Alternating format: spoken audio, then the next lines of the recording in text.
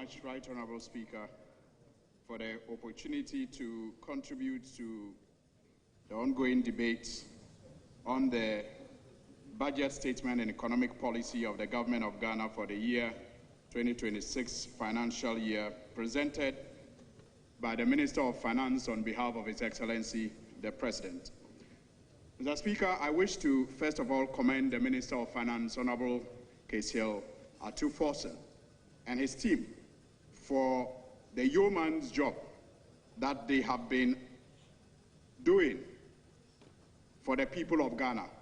And I wish to urge them to continue to make us proud. Mr. Speaker, this was a very simple to digest budget. And it is out there and admitted by many, especially the experts, that the finance minister was very honest about his accounts as far as the economy is concerned. He acknowledged what we came to meet, the distress economy that he came to inherit.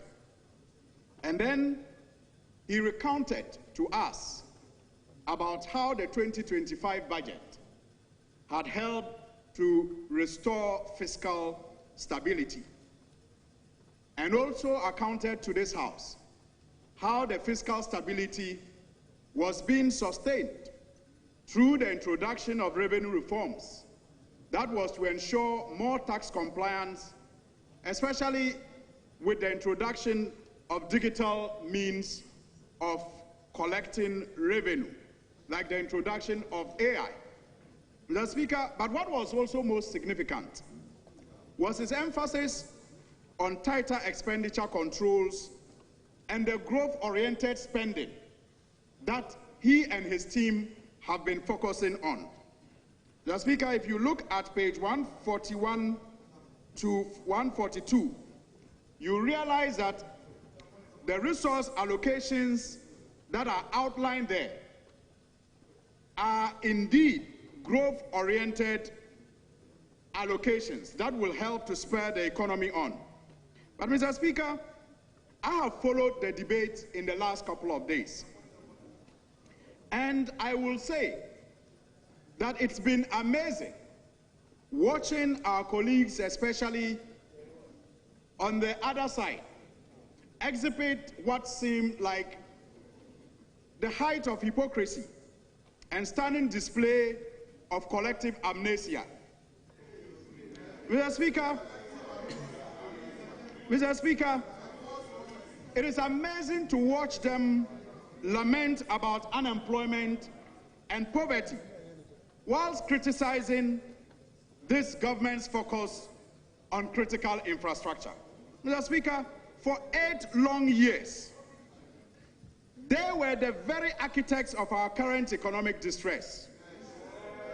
They were in charge, Mr. Speaker.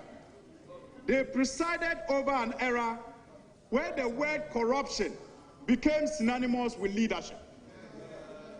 Mr. Speaker, from the Ejapa royalties deals, to the Eka energy controversies, to the PDS scandals, Mr. Speaker, the countless reported breaches on COVID-19 relief fund of about 21 billion Ghana cedis. Mr. Speaker, the National Cathedral waste of over about $100 million. Mr. Speaker, the SkyTrain deals that never was. Mr. Speaker, the Paulugu multipurpose dam that never was. And the money that the state lost as a result of these ventures. Mr. Speaker, I could go on and on. Mr. Speaker, their tenure was a master class of state capture.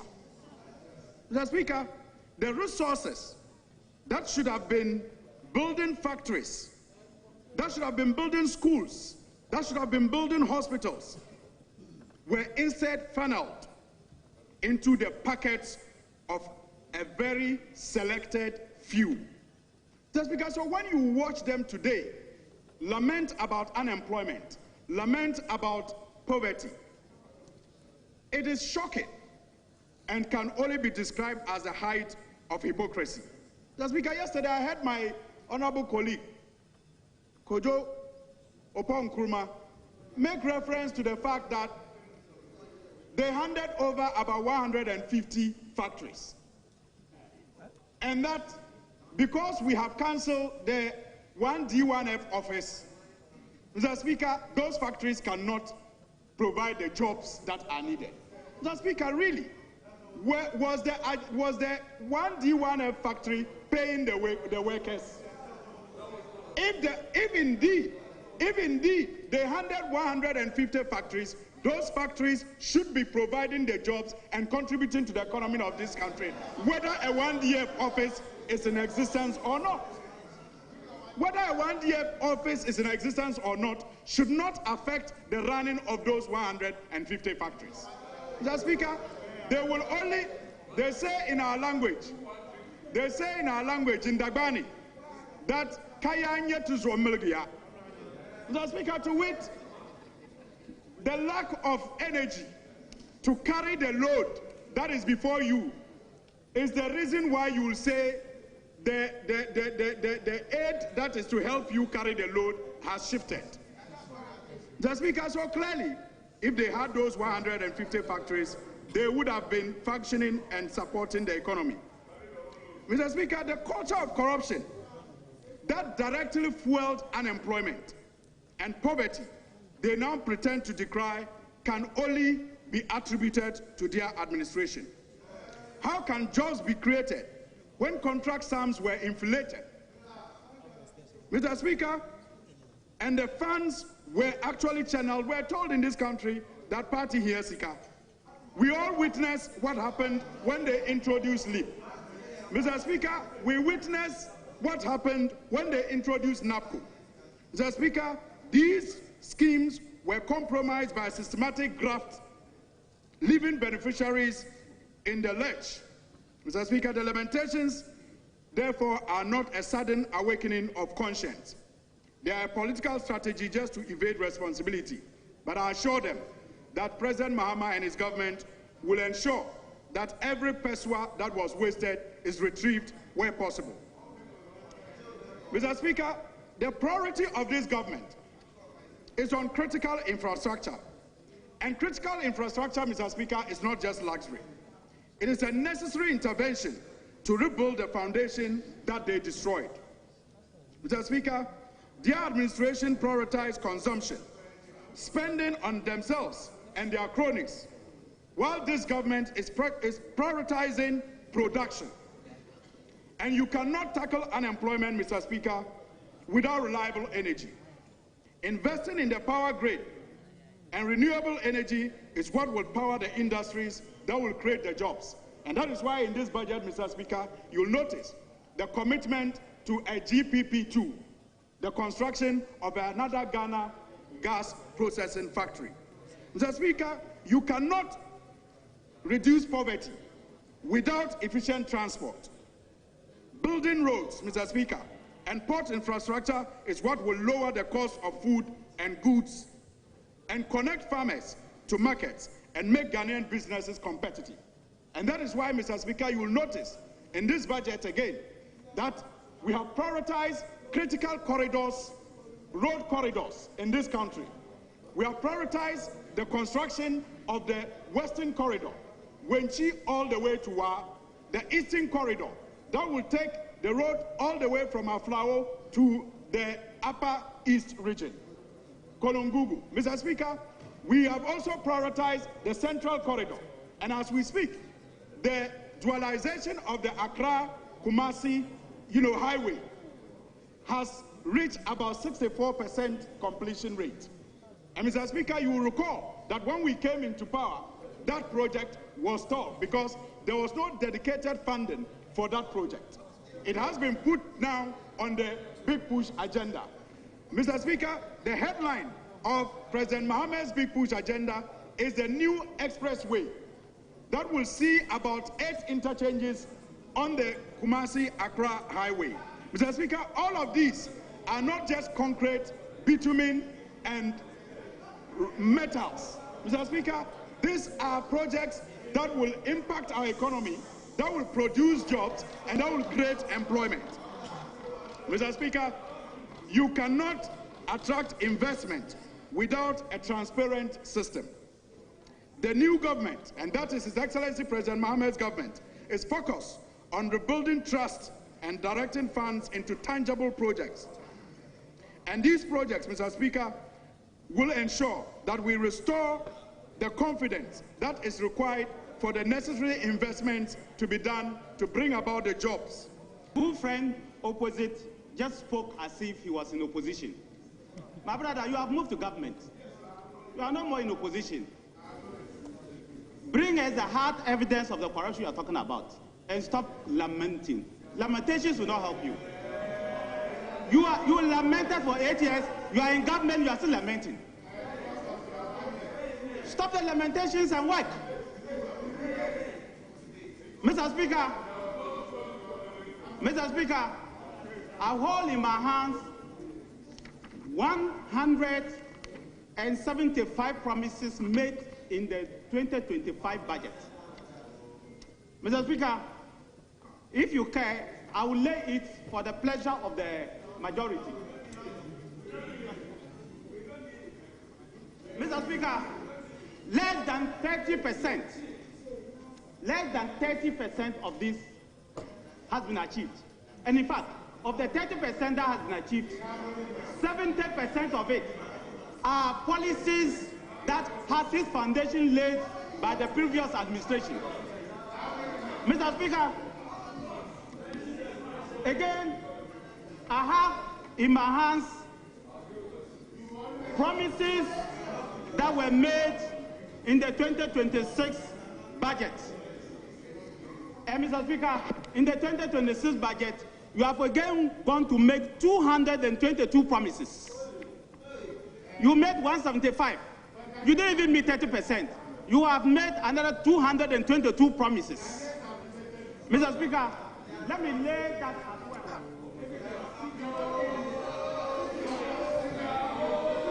Mr. Speaker, if you go and make promises you don't fulfill, the next day you go and make even more promises, nobody will listen to you. That is the reason why Ghanaians are not listening to you. Mr. Speaker, that is the reason why Ghanaians are not listening to you. Take time and read your budget. I've given you the promises that you made. I've made it easy for you. If you don't have time to read the entire budget, I've made it easy for you. Go there and check. You will see all of them. Mr. Speaker, what is worse off is that my friends opposite from 2019, for 4 good years, in fact 5 good years, made hell and fetish out of buying and retooling the military. Mr. Speaker, they insulted the former president, insulted my good self. Some of them, led by the foreign minister, became experts in aviation overnight. Mr. Speaker, today you have come and under paragraph 1091, you say you want to buy 1 long-range aircraft and 1 medium-range aircraft. Mr. Speaker, even them to accept the fact that they are intending to buy VIP and executive jets, they are running away from it. Mr. Speaker, we have 2 types of aircraft that are controlled and operated by the military. The first is the executive aircraft, Mr. Speaker, and the second is the military aircraft. Mr. Speaker, a medium-range military aircraft includes Casa 295. Please. And Honorable members, let's listen to each other in silence. And then C-90. Mr. Speaker, I will lay that so that they can read for their own pleasure. Mr. Speaker, the military of Ghana already has 3 medium-sized range aircraft, the military one. Mr. Speaker, for the long-range aircraft, Mr. Speaker, it includes heavy bombers like B-2, large transport aircraft. I also lay this so that you can read for your own. Mr. Speaker, it only leaves Ghana. Ghana does not need and cannot operate, and no African country operates a long-range military aircraft. It only leaves us with one option, what we call the VIP aircraft. Mr. Speaker, this is how the VIP aircraft looks like. What in Ghana here we call presidential aircraft. This is how it looks like. And you intend to buy 2 of them.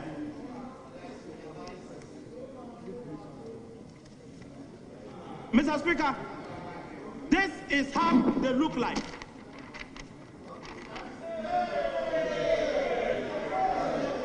This is how they look like. And Mr. Speaker, this is what they want to buy. And I'll put it for the pleasure of members.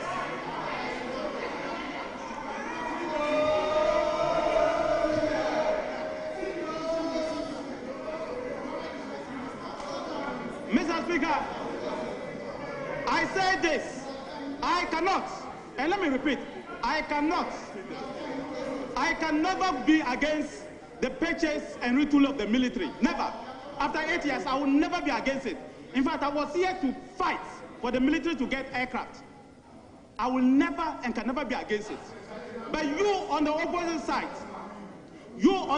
side, you need to explain to the people of Ghana why for 5 years you fought against it. 9 months later, you are running to buy not 1, but 2. What is that? Mr. Speaker, you need to do that and possibly apologize to the people of Ghana. Mr. Speaker, let me be very frank. Then if you have 9 billion, if you check the budget this year, 2025, you check the commitment that they are putting in the budget for 2026 this year, that's next year, 2027 and 2028, the total budget is 9 billion Ghana cedi. This one. Mr. Speaker, that is what is being committed to retool the Ghana Air Force. Mr. Speaker, if you have 9 billion Ghana cedi in 3 years to spend on the Ghana Air Force, go first like we did and procure 1 fighter jet for the military. That is what the military needs first. Mr. Speaker, it is the reason why I came to this house, to come and lay in this house the procurement of 6 LNG new generation fighter jets for the military.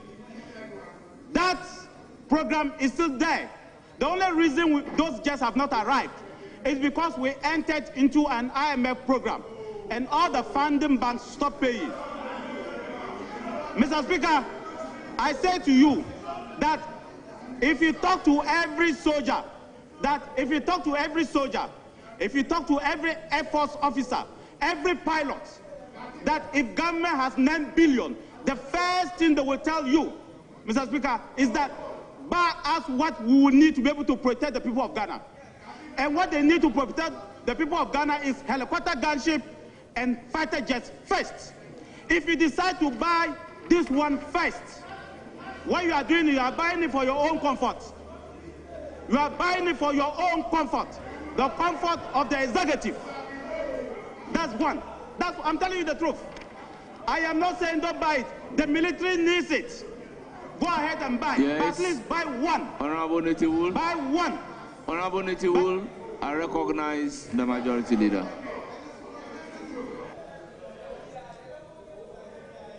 Mr. Speaker, it's very surprising to see our colleagues this beautiful document that has given hope to the people of Ghana, the ordinary man on the streets, that all of them together have come together trying to find one fault in this beautiful document.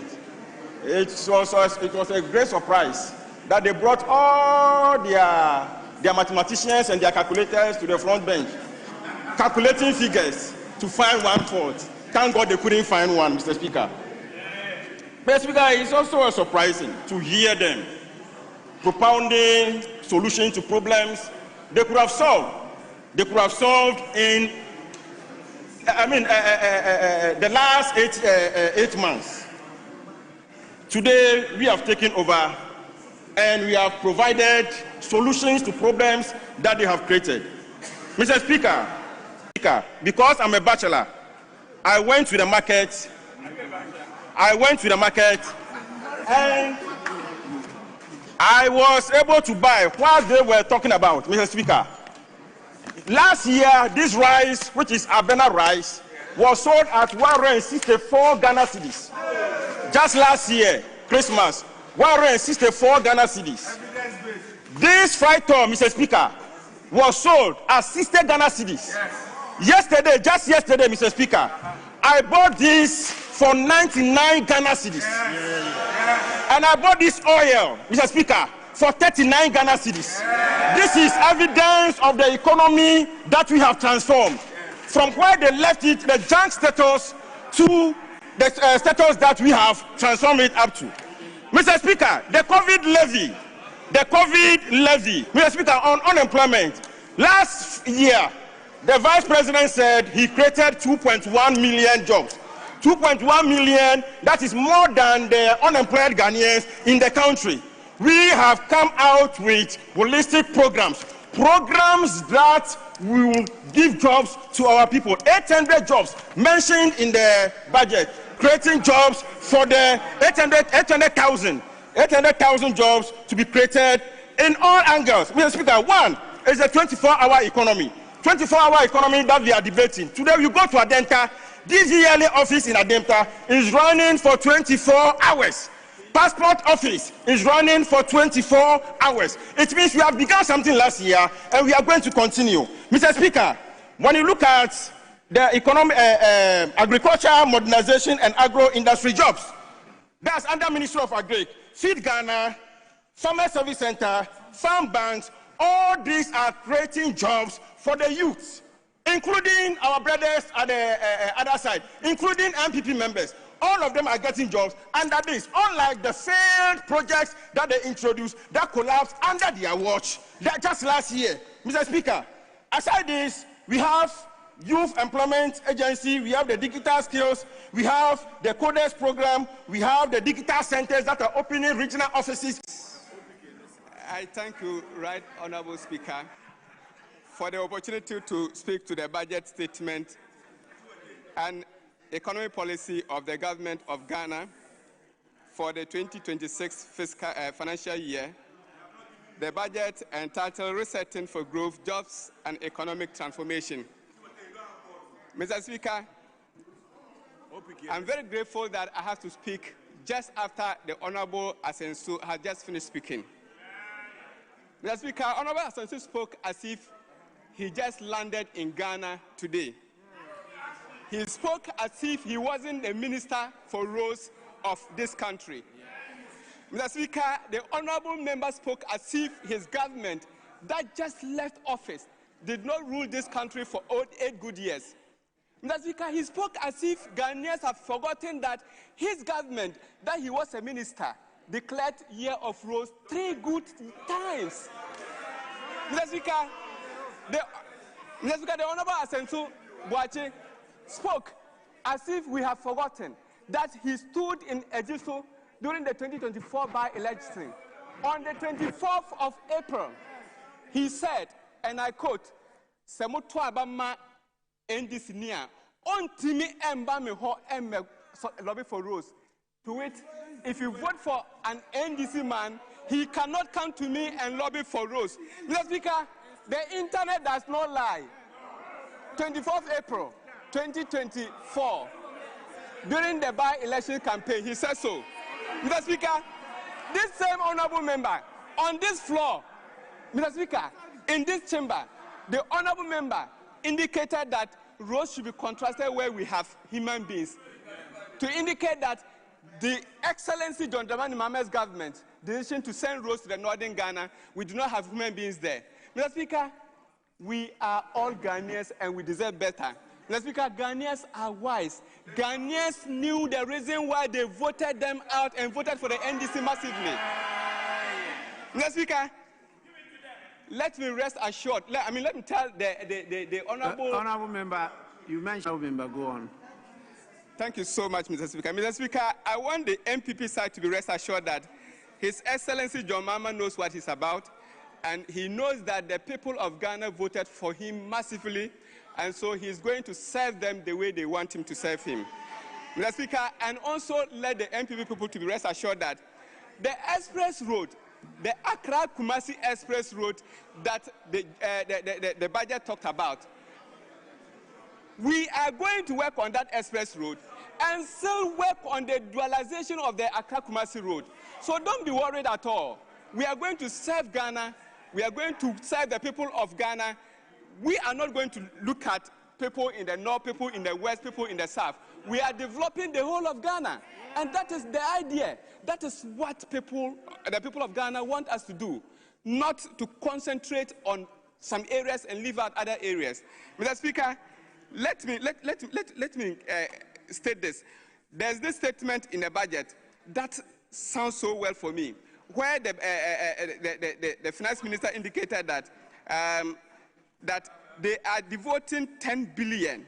This 10 billion US dollars, it is going to be an initiative that is going to translate fiscal stability, then fiscal progress, modernization of roads, bridges, ports, and logistics corridors that drive inclusive growth, productivity, and job creation. This is an all-inclusive budget. Oh, you want paragraph 961? Paragraph 961. Go there, you will find it. Mr. Speaker, this is the budget we are talking about. This is the budget we are talking about. A budget that is going to connect us. A budget that is going to bring jobs. If you don't like such a budget, what kind of budget do you want again? Those storytelling budgets, the Bible quoting budgets, those ones are gone. Those ones didn't get Ghanaians the development that they wanted. The quoting of the Bibles did not bring the roads that we needed. The quoting of the Bibles did not bring the education, the development in the education sector that we wanted. And that is why this budget has come to solve all these problems. Mr. Speaker, today I have listened to Honorable Patrick Boama and others, the former defense minister, and over the last 3 days or so, we have had the opportunity to listen to many of them take their turns to debate the budget that was presented by my boss, Dr. Ato Forson, that has received overwhelming endorsement by Ghanaians. In fact, many people have made reference to the survey that indicated that about 82% of respondents have given approval to this budget. You may choose to believe it or not. That is up to you. Whether you decide to take public opinion, Honorable Chair Asamoah, I can hear you. Or just depend on your own ideas, that is up to you. But, Mr. Speaker, one thing is clear today, that the debate as to who are better managers of the economy of Ghana has been settled. If you know, you know. The record is so clear, Mr. Speaker. Inflation that we inherited at 23.8% today has reduced significantly to 8%. And nobody has disputed that throughout the debate. Public debt, as we inherited, 726 billion in December, has reduced significantly to 630 billion. Mr. Speaker, primary balance has moved from a deficit of 3.5% to a surplus of 1.6%, something they could never imagine that was possible under them. Mr. Speaker, our reserves also speaks volumes. In 2016, Osahene, welcome. In 2016, when we were handing over to the MPP, our reserves was $6.2 billion. 8 years after, in 2024, when they were handing over back to us, they had increased their reserves to $9 billion. They added $2.8 billion. For 10 months, from January this year to date, we have increased the reserves to 11.4 billion. Mr. Speaker, it took you 8 good years to increase our reserves by 2.8 billion. That is 96 months to increase our reserves by 2.8 billion. It has taken President Mahama and his finance minister, Dr. Atuforsen, and the governor of Bank of Ghana to 10 months, only 10 months, to increase our reserves by 2.4 billion. Would you compare yourselves to us? No way. Mr. Speaker, I listened to the immediate... I'm here to present what I would say our operational order for the Christmas festivities. As we all know, we are getting closer to the Christmas season. We have even started day and night patrols as usual. Every year, that's what we do. And I'm even here to inform you that the IGP has even banned leave for all police officers. For that matter, police, we are preparing seriously for the Christmas. The Ghana Armed Forces has resumed the recruitment process for new recruits into the service. It was put on hold after some incident happened that resulted in about 6 deaths at the Elwak Sports Stadium. Government is broke, government is broke. But people are spending billions to go inside the government that is broke. Have you ever seen a minister who resigned because government is broke before? Government has no money. Have you ever seen a governor who said, ladies and gentlemen, when I was elected, I thought the government had money. Now I discover government has no money, I resign. Have you ever seen it? Government has no money, but they are bringing money out at election time. Where is that money coming from? So they are lying. What is happening is that there are 2 types of wicked people in government. Type 1, they eat current money. Any money they find in government, they will eat it. They are wicked about that one. There is type 2. Type 2, they eat current money and future money. They will say, my term will end next year. When I leave, how will I eat money? Let me borrow money now and borrow money of the future and eat it now. Good morning to you. We say thank God it is Friday, and thank you very much for tuning in, joining us right here on Good Morning Ghana Live on Metro TV, of course, from our studios here at Ridge in Accra. We're live on DSTV channel 277 as well. We are live on all Metro TV social media platforms. We are live on YouTube, live on Facebook, live on X, live on TikTok, and of course our bits and pieces will be coming up also on all of these social media platforms. Make sure that you engage us right there. Let's have your concerns and comments, and we'll be able to read them for you. So let's engage on our social media platforms this morning. We are live on 94.1 FM as well. So thank you very much for tuning in. If you just did, this is the best news analysis show across the length and breadth of the country, and we are here this morning for God and country. My name is Kwesi Afriyie. We'll begin the entire show with the stories on the front pages of the newspapers this Friday morning. We begin with that of the Daily Graphic. On the front page of the Daily Graphic, we have Kwesi Ajayi, Controller and Accountant General there, and it says, improving public financial management, no more check payments by public sector, electronic transfer takes effect next quarter. Government secures 47 million euros for irrigation farming. That's according to the Minister of Agriculture.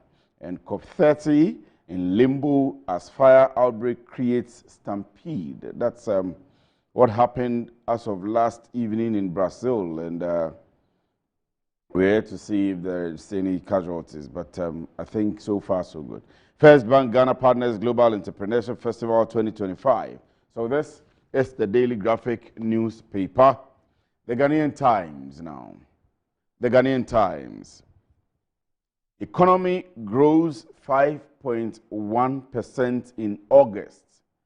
Dr. Alhassan Idrisu is a government statistician, and it says the service sector expanded by 9.6%. Of course, that's according to Dr. Alhassan Idrisu and 6,100 trained teachers to be recruited in the year 2026. Mr. Haruna Idrisu is the Minister of Education. COP30, Namibia, JOSPON, initiate Waste Management Alliance for Green Job Creation. Government must support GRA revenue mobilization drive. That's according to CPS. And this is the Ghanaian Times. And now the Daily Guide. Daily Guide. NPP presidential primaries. Committee rejects diaspora proxy votes petition.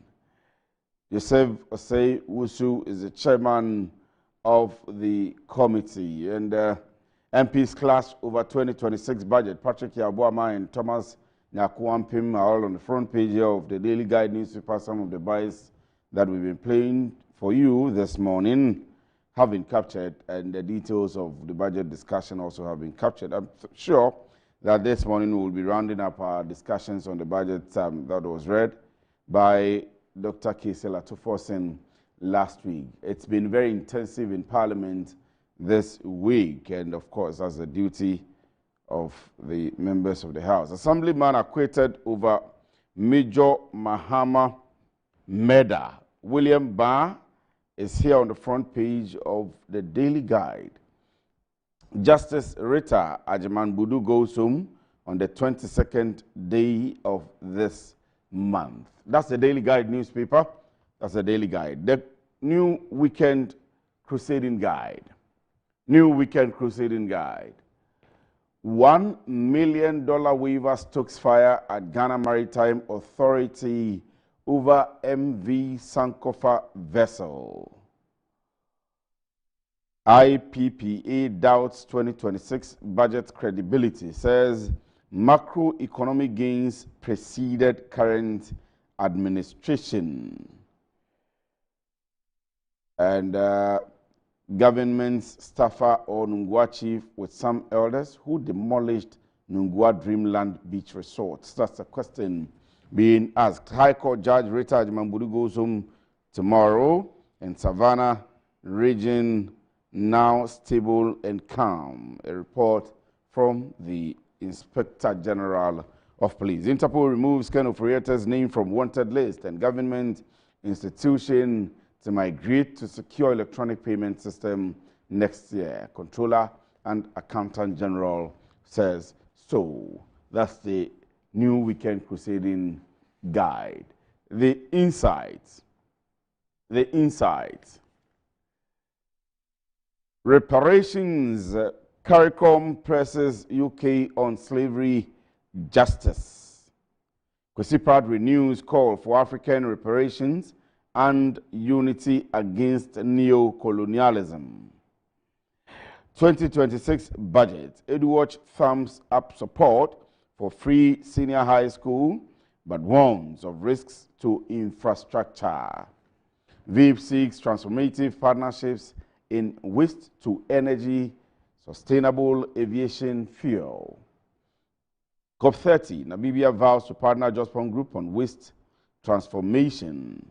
And Aplaku chief accuses Wager police of shielding attackers in clash, demands urgent interior minister, that's and IGP intervention. So they are demanding the intervention of the interior minister and the IGP.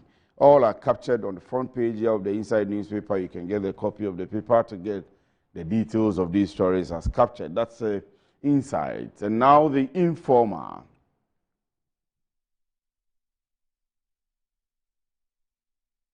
The Informer newspaper says arrogance of power. Kando snaps Mahama's advice and ignores Light Waves arbitration requests.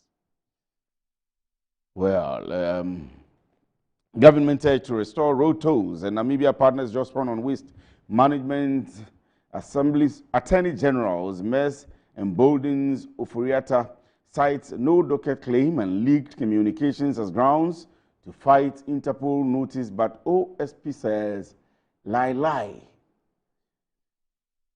20,000 Galamsey extortion allegation rocks NADMO balls.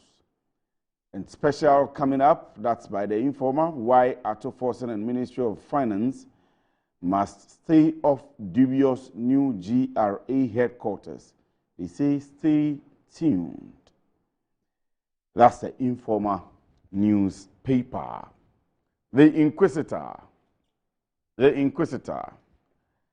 Extradition of Ofori-Atta proceedings pending, OSP clarifies. And so Kisia Jaben is the special prosecutor, Ken Ofori-Atta is the former finance minister. They were both here on the front page of the Inquisitor newspaper. And City at 60, Gold Board highlights role in stronger cities. Samir Jemfi is the chief executive officer of Gold Board. And Baba Kamara leads ECOWAS election observation mission to Guinea-Bissau. And Napo, that's Dr. Matthew Opoku Prempeh, reflects on 10 months break. I'm sure you can get the details of that also when you get a copy of the Inquisitor newspaper. They say redefining objectivity. So that's the Inquisitor newspaper. The Herald. Larry Dugby's Herald. Please, NADMO and Minerals Commission hide Galamsey dead bodies inside Kwabena the Force disputed Bugoso Prestia mine. So Dr. Kwabena Dufour is here, Emmanuel Kofi Amabua, Lands and Natural Resources Minister is here, IGP Christian Teteyo Uno and Isaac Andrews Tando, Minerals Commission CEO, are all here on the front page. Unholy political alliance and personal interest fueling Springfield's state bailout. Military assets applicant with forged documents at ELWAC recruitment screening. Bloggers weaponize Anas number 12 video for extortion. CID Signals Bureau dismantles ring. And Kevin Ochre expected in Accra after paying initial $5 million in Dubai case. And that's the Herald newspaper. The Ghanaian publisher.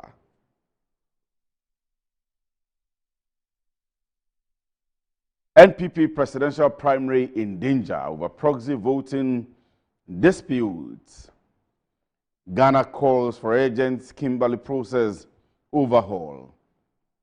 And implement stalled 24-hour economy. Jinapo tells government. So all of these are featured in the budget discussions on the floor of Parliament this week. The issues about the presidential jet, issues about inflation, issues about reserves and who manages the economy better and how fiscal discipline has been ensured and whether we can continue that in the coming year, 2026, and the big push and everything has featured in the discussions of members of Parliament on the floor of Parliament this week. And so we'll be doing justice to that as well on all of the issues around the budget this morning. Minister urges NPA to innovate for future energy transmission. And at the top right corner of the publisher, Ghanaian publisher newspaper, Justice Rita Ajiman-Bedu goes home tomorrow.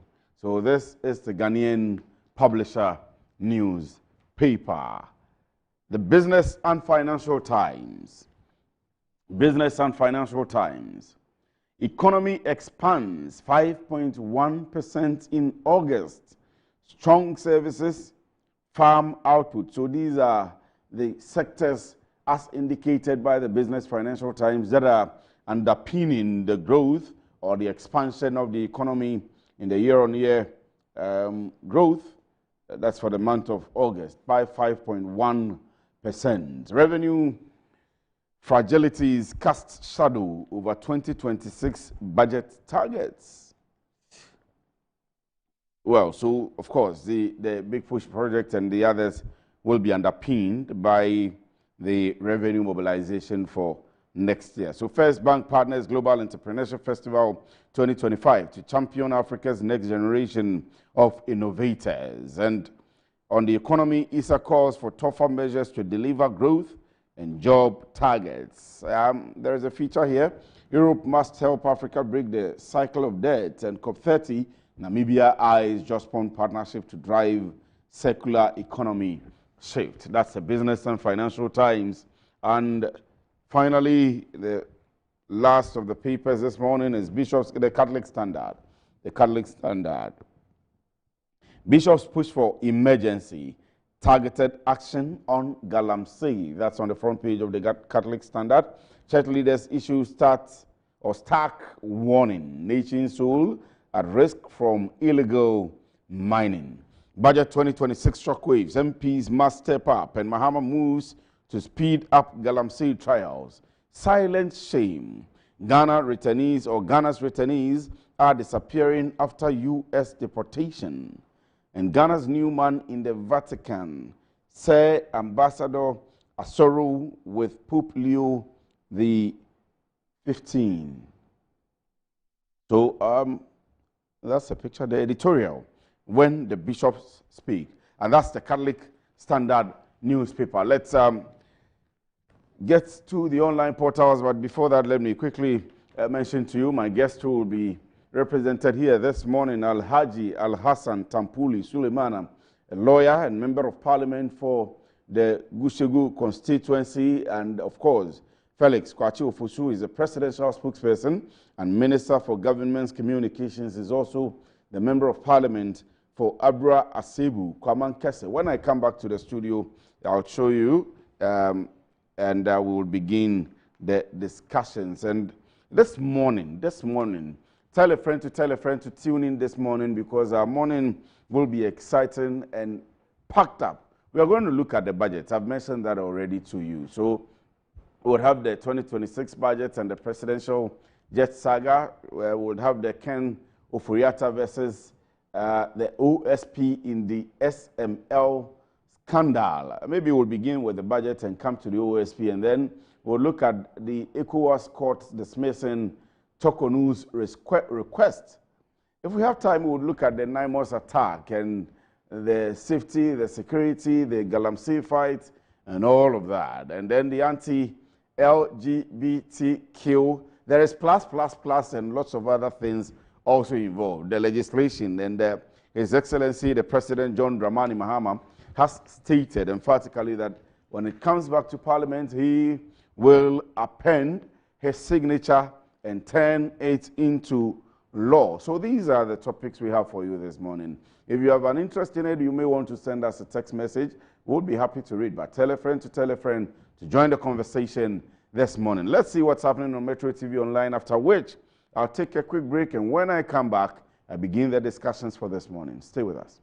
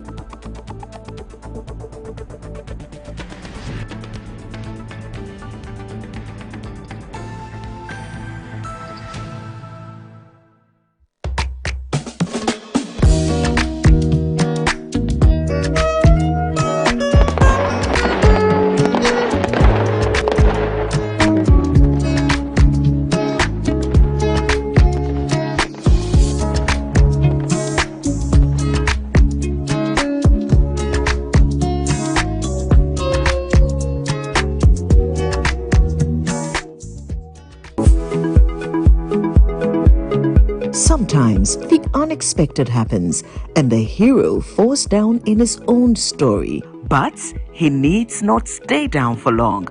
Cosmopolitan Health Insurance is your trusted health partner. Whether an individual building a business, with Cosmopolitan Health Insurance, your medical care is our concern. For the best health insurance solutions for corporate institutions, groups and associations, families and individuals, choose Cosmopolitan Health Insurance from our over 700 accredited health service providers nationwide. Call us on 0302 540 668 or 0501 678 547 for all your health insurance solutions. Cosmopolitan Health Insurance, your medical care is our concern. I'm a brand manager. Of course, I accept only quality and affordable printed souvenirs for my promotional campaigns. I'm the head of academic affairs of a very important institution in Ghana. Of course, we only deal with quality, reliable printing companies for our institution's printing materials. I'm talking about appointed time printing. Appointed Time Printings. We take pride in our extensive print scope that transform your ideas into captivating visual masterpieces. We delve into the core objectives and vision of each print project. Precision printing is at the heart of our printing process as we meet your tight deadlines. Our rigorous inspection, color verification, and overall printing excellence are assured. 20 years of printing excellence. It's always a pleasure working with you to create a vibrant, dazzling printing experience that gives you a masterpiece. Appointed Time Printing, your world of quality and affordable printing. Brush, brush, brush, brush, brush, brush, brush, brush your teeth. Brush, brush, brush, 2 times a day. Brush with Kel-Kit. Hello, my friends. My name is Kel-Kit Toothpaste. Wow. I was made to be gentle on your gum, but protected. I will protect your teeth from cavity, make your teeth whiter, stronger, keep your mouth fresh all day. And best of all, I'm strawberry flavored. So put on a smile and try me. That's amazing. Just try me. That's my job. If you say so, jump on my brush. Makes your teeth stronger, chicky chicky whiter, chicky chicky stronger. Yay! You did it! I'm glad you like your new toothpaste. Don't forget to brush both day and night. Kel-Kit. Happy smile.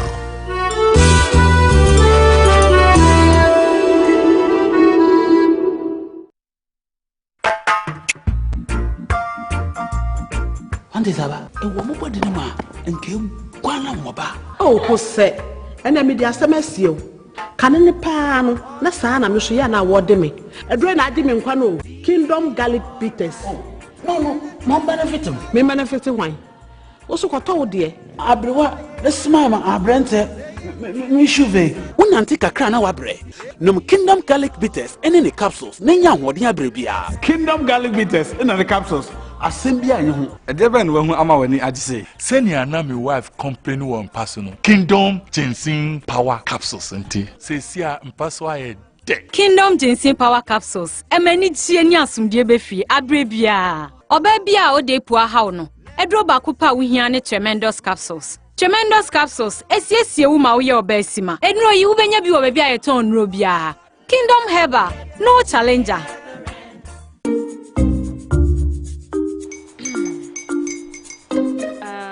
Kwame and his uncle are almost here. Wait a minute. This one too, your friend Kwame. Wait, Kwame. As in the same Kwame again? Yes, Mommy. I'm the second coming. Into all this tension, just to reintroduce that broke boy from Kaswa. Why would you deceive the family like this again? Now I understand the whole delay. Troll from Kaswa, dear. Why wouldn't he be late? Or be later? Of course.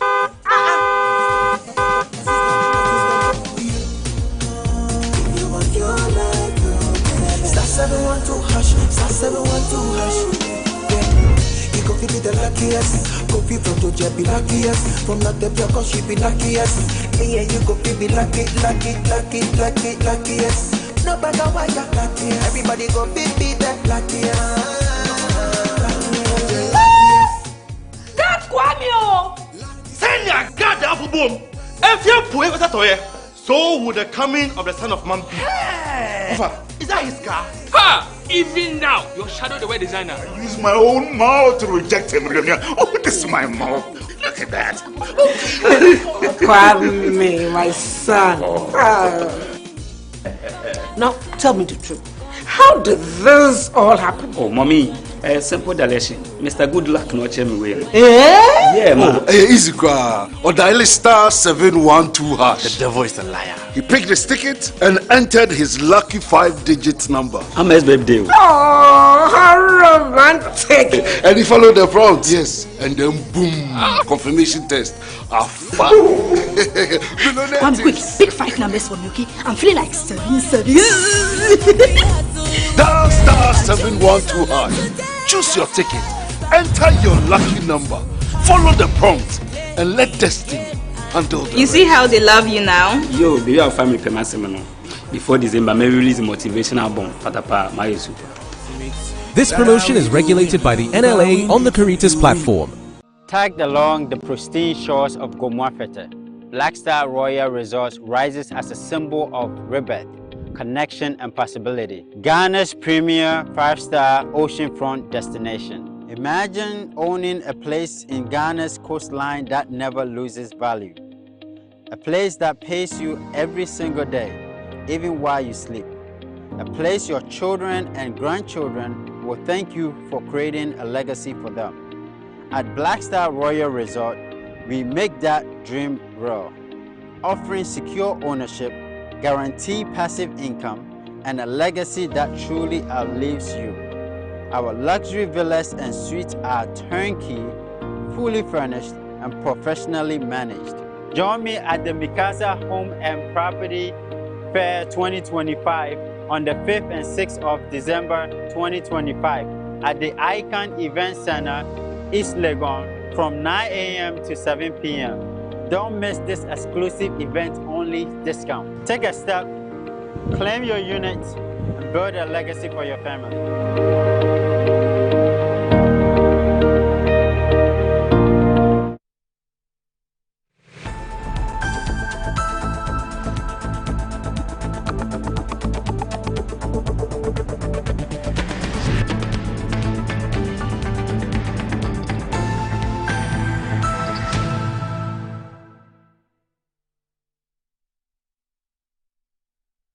Right, so you welcome back from the break. I want to get straight into the discussions and not stuff. So let me do this quick one, and then we can get back to the studio. I'm told that a very unfortunate incident happened in Kumasi yesterday, and it's a very sad one that an Islamic student passed on after falling from a school building in the Ashanti region. We have the story on Metro TV Online, and I've told you time and again that you need to join us on all our social media platforms and the online, Metro TV Online as well. We have all the details of all the stories we do here on Metro TV Online. So keep logging in all the time. I'm going to get straight to our regional correspondent, but let me tell you a bit about the story. And it says the boys prefect of Islamic Senior High School in Kumasi in the Ashanti region has passed on after falling from the top floor of the school's administration block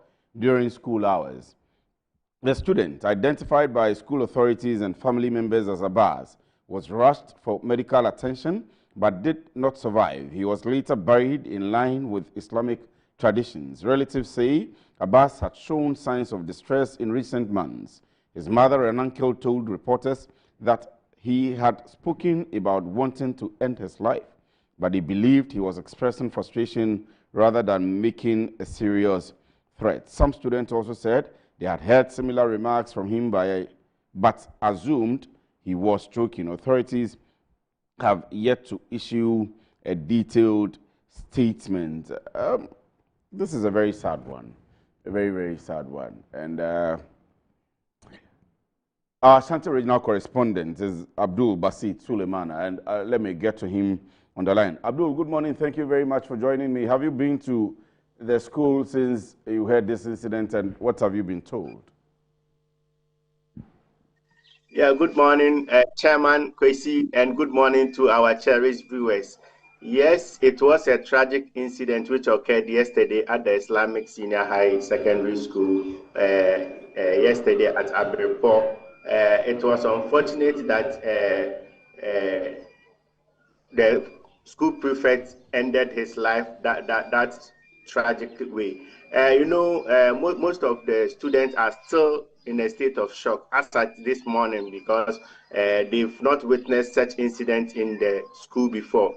So most of, according to the Ghana Education Service, the Regional Directorate, they will be sending some counselors to the school this morning by way of encouraging the students to remain calm and to counsel them as to not to venture into such incidents anymore. It was a very tragic incident that occurred, and according to families of the student and some friends of the students, the boy has been issuing such kind of threats for the past time, but unfortunately they did not take it to be something that could happen, and unfortunately it happened yesterday. So according to the school authorities, the Ghana Education Service have immediately launched investigation into the circumstances that led to the death of the boy. We understand he was standing at the first floor of the administrative building, and all of a sudden they saw him on the ground. As to what happened, it's only the investigation that will unravel. Either he was pushed, either he jumped himself. That will depend on the investigation that has been launched into these circumstances. But from preliminary, not investigations, but you speaking to, have you gotten the opportunity to speak to maybe eyewitnesses or students around, and maybe preliminary information on what exactly happened without until we get to the final investigation? Yeah, according to sources in the school, the boy himself has on several occasions threatened to end up his life. As to what triggered yesterday's own is yet to be known, but either he deliberately committed that tragic or committed that suicide. We are yet to know that, but according to sources, he has been churning out that kind of perception that he wants to end his life, but we don't know if it was out of depression or he's having some kind of mental disorder. We are yet to know out of this investigation, but the student described him as a very calm, a very intelligent student who happens to be the acting boys prefect of the school. Right. So it's amazing for me because to qualify as the boys prefect of, I think I know the school, and I've been there, or I've used the role in front of the school quite a number of times. So it's a big school, and to qualify as a senior prefect or the boys prefect of that school is no mean feat. How come authorities did not or were not able to ascertain that this could happen, especially because he's spoken about it one or two times? And even surprisingly, yesterday, the incident occurred during school hours. So it was very surprising to even note that the incident occurred right at the administrative block, at the top of the administrative block. It beats some of our imagination, even though we are still asking some questions to find out what exactly triggered the incident. Islamic Senior High School is one of the biggest schools in the Ashanti region, and it has the highest population in the region as well. So it will be very difficult for a single student to be at a particular place without having some students around him. So, Chairman, I think it calls for a speedy investigation to unravel the circumstances that triggered the incident. Personally, I'm a bit of surprise how he was there alone, and he was able to jump without anyone noticing at that particular moment. But see, before I let you go, this is getting a bit emotional for me because I'm just putting my mind back to, I know the school very well, and my younger days, I used to roam around the school and even enter the school quite a number of times, and so it's a bit difficult this morning. But what's the general mood, if you've been to the school, among the students and teachers and the authorities of the school? Sincerely, the students are still in a state of shock as I speak with you right now. And some of the teachers are also surprised. They are unable to come into terms with the incident. Because looking at the demeanor of the boy within campus, as they describe him, is one of the disciplined boys on campus, who is also very brilliant. So for such a person to commit that kind of alleged jumping of the building is something that is very emotional, and all the students are still in the shock. Reason why Directorate have decided, even though they've not issued an official statement yet, but sources at the Directorate indicates that they will be sending some counselors to the school to be able to calm down tension and also psych the mindset of the students so that they will be able to continue with their studies. Okay, Basit, please do well to follow this up to the detail, and then when the report of the investigative committee comes out, please do well, let's have it as well. But thank you very much for your time this morning. Thank you. So that's my colleague Basit in the Ashanti region. I grew up in the Ashanti region, and this is quite emotional for a young and upcoming, I'm told, very brilliant young chap who goes down this way. It's a very difficult situation. It brings us to the point of all of us taking care of ourselves, our psychology, and everything that has to do with our mental health and so on and so forth. What I'll do is this, and Alhaji is here, but Alhaji, kindly indulge me. Before I come back to do proper introduction, let me quickly go on a break, and then I can come back so we get into the discussions properly. This is Good Morning Ghana. Stay with us. Don't go anywhere.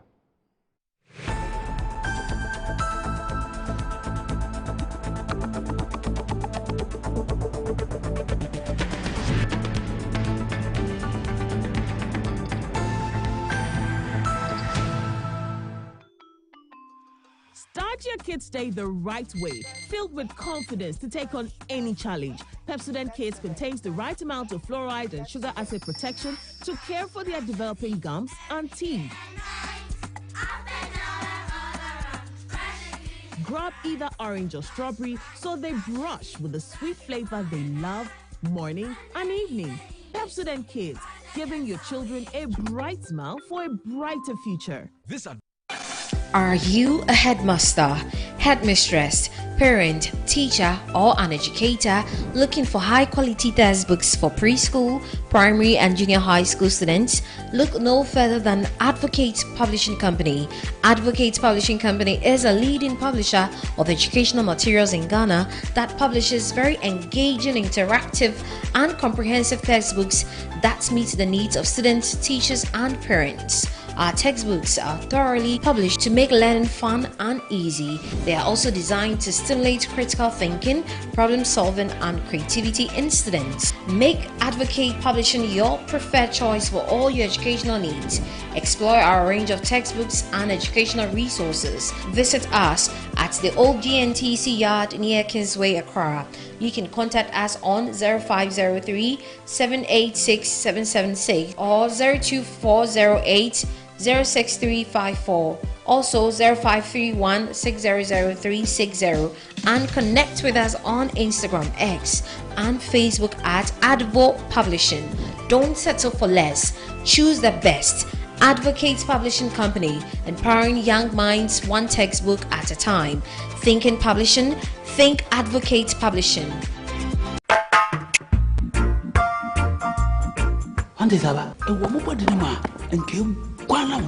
Oh, Jose, and I media semesio.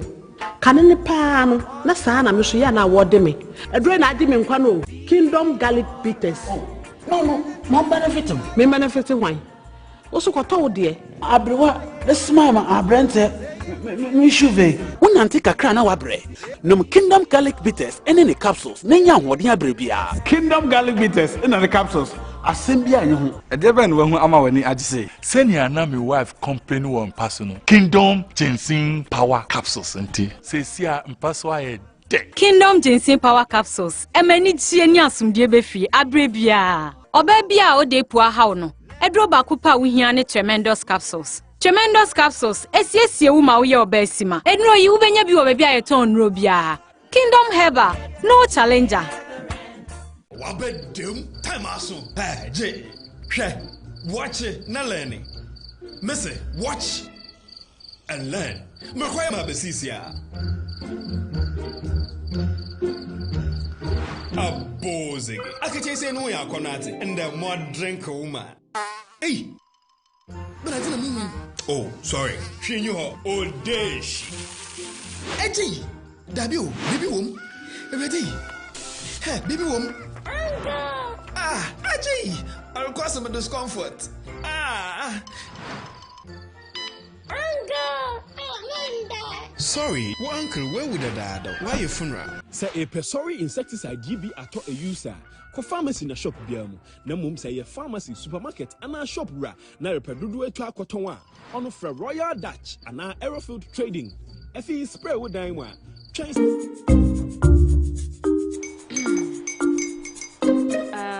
Kwame and his uncle are almost here. Wait a minute. This one too, your friend Kwame. Wait, Kwame. As in the same Kwame again? Yes, Mommy. I'm the second coming. Into all this tension just to reintroduce that broke boy from Kaswa. Why would you deceive the family like this again? Now I understand the whole delay. Troll from Kaswa, dear. Why wouldn't he be late? Or be late, of course.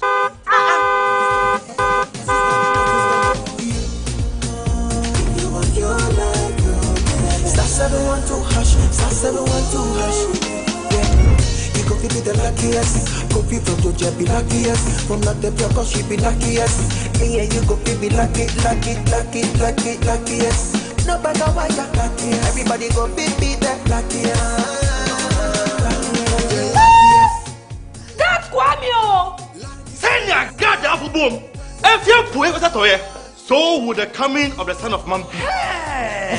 Is that his car? Ha! Even now, your shadow the way designer. I use my own mouth to reject him. Oh, this is my mouth. Look at that. Kwame, my son. Now, tell me the truth.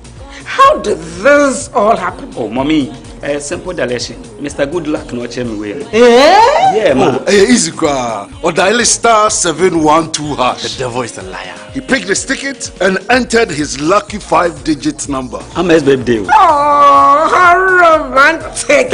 And he followed the prompt, yes. And then boom, confirmation test. One quick, big 5 numbers for me, okay? I'm feeling like 7. Dial star 712 hash. Choose your ticket. Enter your lucky number. Follow the prompt and let destiny handle the You see how they love you now? Yo, do you have family payment? Before December, may release a motivational album. Patapa, my super. This promotion is regulated by the NLA on the Caritas platform. West Africa's soil yields global treasures. Cocoa, cashew, shea, and cotton. They power industries across the world. Yet for our region, the greatest value still slips away, exported raw, taking with it jobs, industries, and the promise of shared prosperity. The real question is no longer what we produce, but who captures the final reward. True prosperity lies in the value we add right here at home. That's why the 4th edition of the EBIT President's Roundtable will gather the architects of Africa's prosperity and Africa's transformation to answer one defining question. How do we finance the journey from the farm to the port? Join Dr. George Ejikum Donkor and some leading experts as EBIT leads a high-level dialogue to unlock financing, empower local industries, and turn West Africa's raw potential into industrial power. Be part of the conversation redefining our economic future, live on Metro TV, DSTV Channel 277, and EBIT platforms on November 24, 2025 at 11 a.m. EBIT President's Roundtable 2025, from the farm to the port, financing the value chains of West Africa's cash crops. My name is Anita Erskine, and it would be an honor to host you.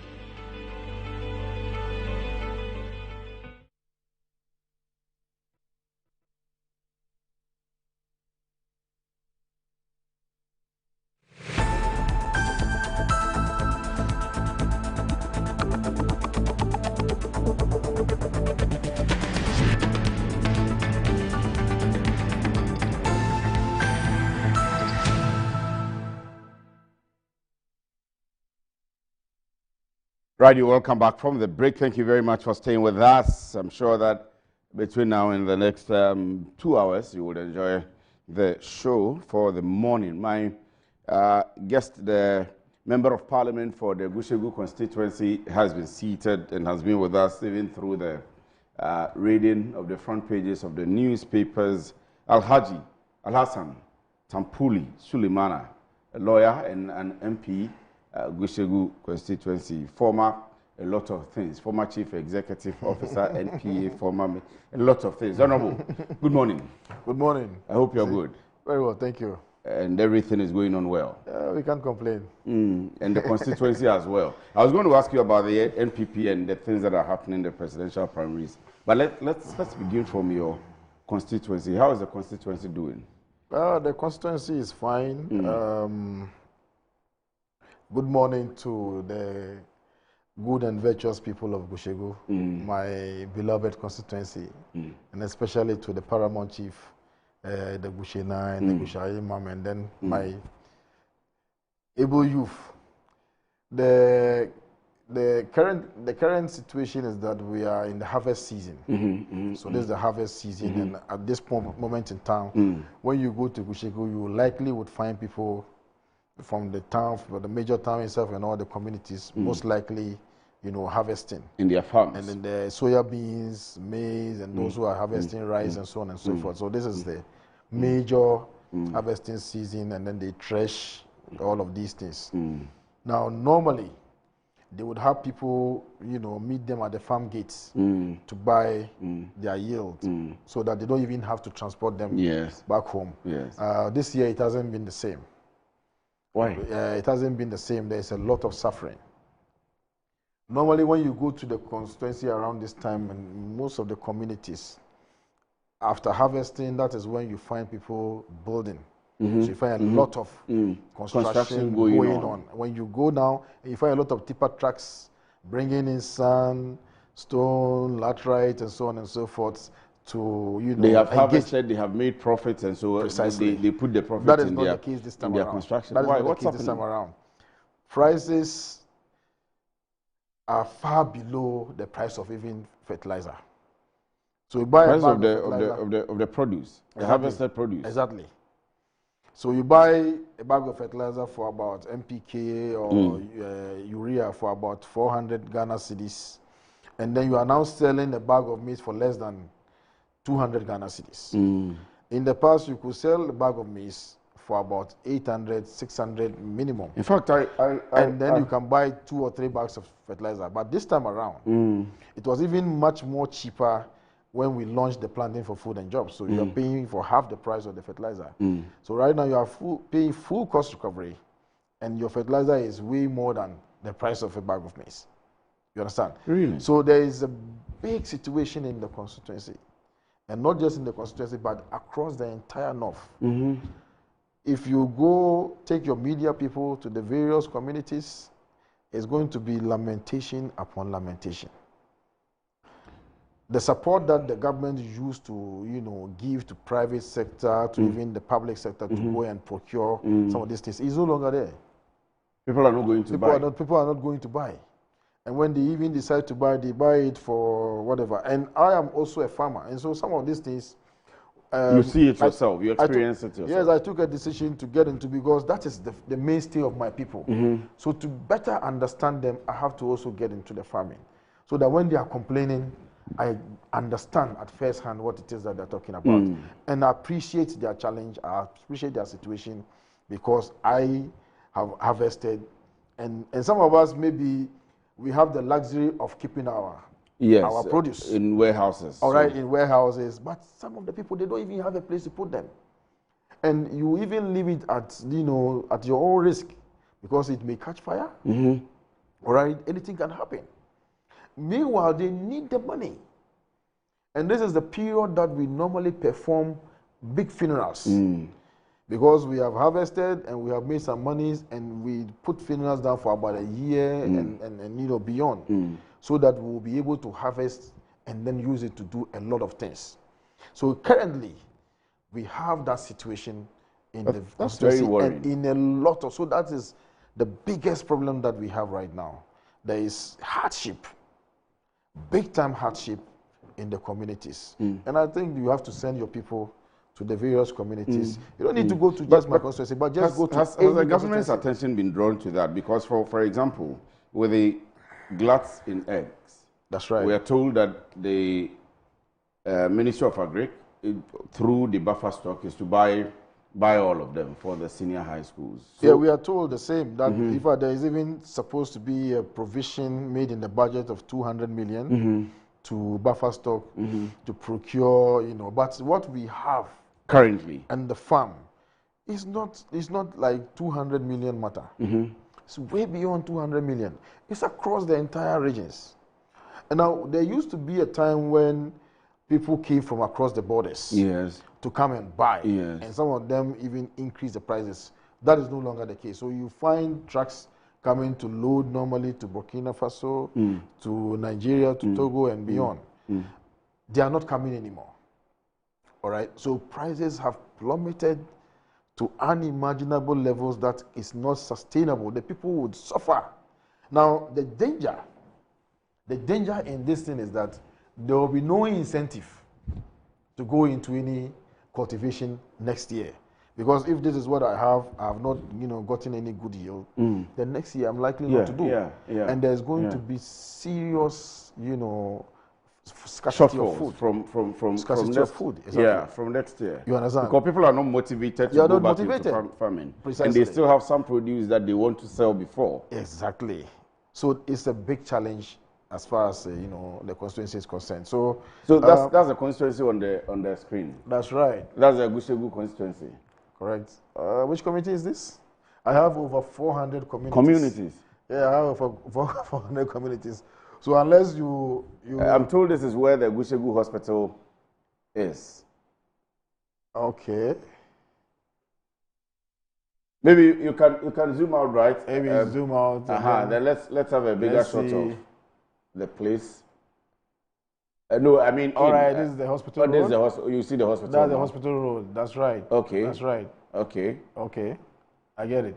In fact, that happens to be the only part just in front of the hospital into the town center that we couldn't tar. Okay. But otherwise, I have gotten the entire community township. Gushegu Township. Everywhere is tarred. Tarred. Yeah, even roads that never existed. Places that you couldn't call road was just a footpath. I've opened those places. As the MP of the place? As the MP of the place. You have to get the lobby to be able to do them. The community, I had a lot of struggle because some people needed it. Others thought that my house is on the way. They're going to break the houses. I left it in the hands of the community, the leaders of the area, to determine for me whether they want the road or not. Eventually, they came to me. The leaders came and said that they need a road in that area. So we had to channel a new road, get it tarred. There used to be a road that even motorbikes couldn't ride on. Now that place is also very much tarred. In the Gushegu Township? In the Gushegu Township. There were areas that couldn't come into Gushegu Township when it rains. All the way. We've tarred the whole place. Major bridges have been done over 12 to 13 kilometers, of township roads have been done. So yes, this is just one part of the. That's the only parts. Otherwise, you would have seen that everywhere is done. But we are told. I'm happy you are mentioning it because I was going to ask you. I had been told that under you there has been a lot of development and micro support to some of the farmers and a lot of things that are happening. Maybe you want to tell us about some, apart from the road, about some of the things you've been doing. Yes, so what we've been doing is, because like I said, I appreciate the challenges that our farmers go through. You've become a farmer yourself. I had to find a way to understanding the challenges. Then you have to fashion out mechanisms to support them so that they'll be able to. Some people need just 1 acre. Just 1 acre, that's all they need. All right, unlike some of us who are doing hundreds of acres, but somebody needs 1 acre. And so we have to put in place some measures, especially to support the women, because they normally are the ones who take care of the family. So when you support the woman, you are ultimately supporting the entire family.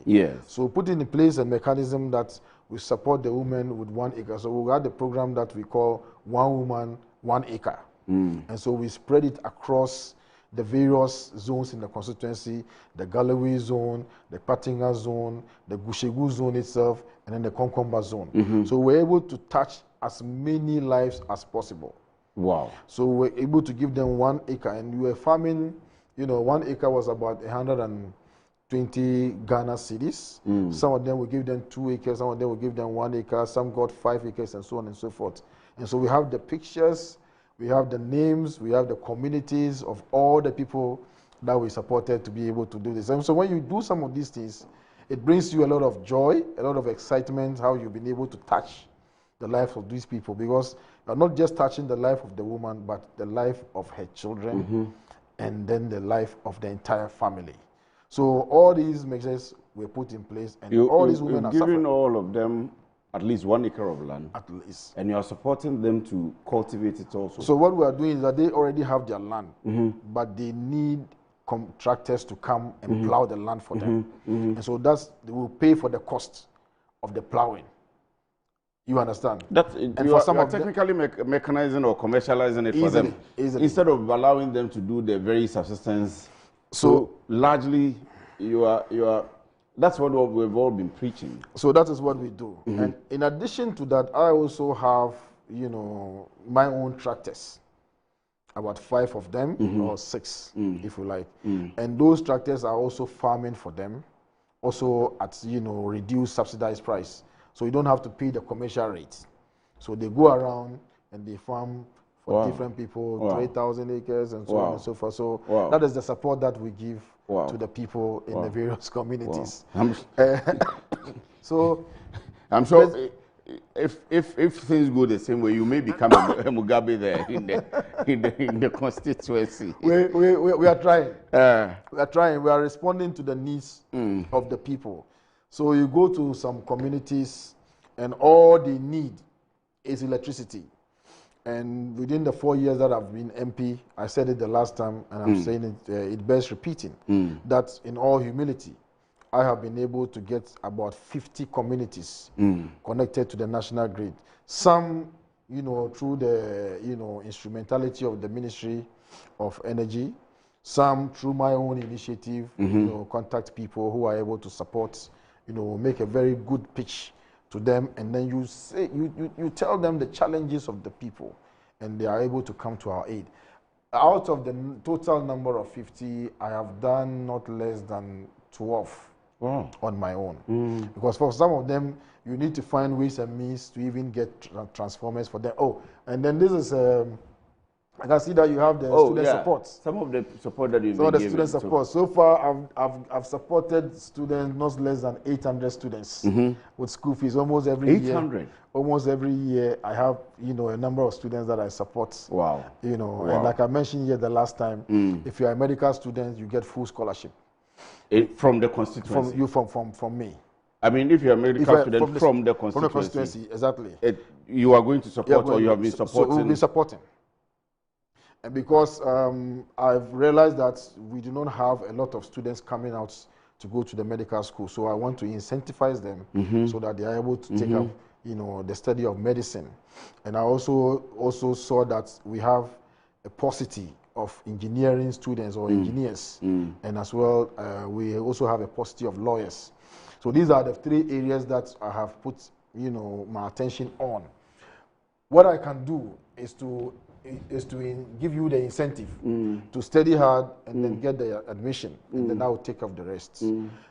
Beyond that, we support all other tertiary students, with whatever it is that we can give to them. But I am happy because you see a lot of people go into the member of parliaments or constituency elections for their self-service, and usually we think that when people become maybe chief executives of the municipal assemblies or metropolitan assemblies, they want to go ahead to become members of parliament. Right. When people make small money, they want to go ahead and become members of parliament and to be called the honorable and when you are coming everywhere. But if you have when they come in, immediately they want to run away because the pressure is not small. Anyway, but that's quite some work you've done there. Yeah, so that's what we do again, we support various communities, get them boreholes, get them, dig out their dams for them, especially when they don't have good water table. Then you have to figure out an alternative mechanism to get them drinking water. Unfortunately, we have a lot of communities that we have tried to get them boreholes, and especially my hometown. I've done almost 12 tries at different locations to sink a borehole, and will not be able to. The water level is very low. The water table is so low. So what we do for some of these communities is to try and get a big dam.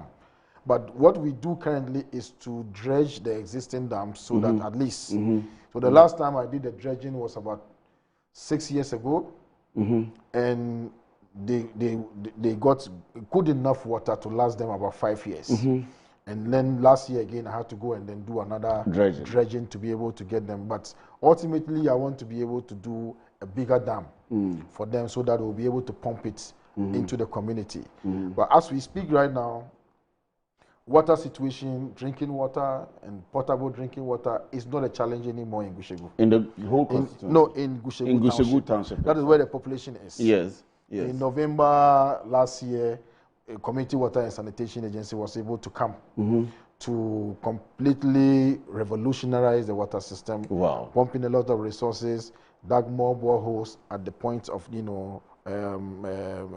pumping to the township itself.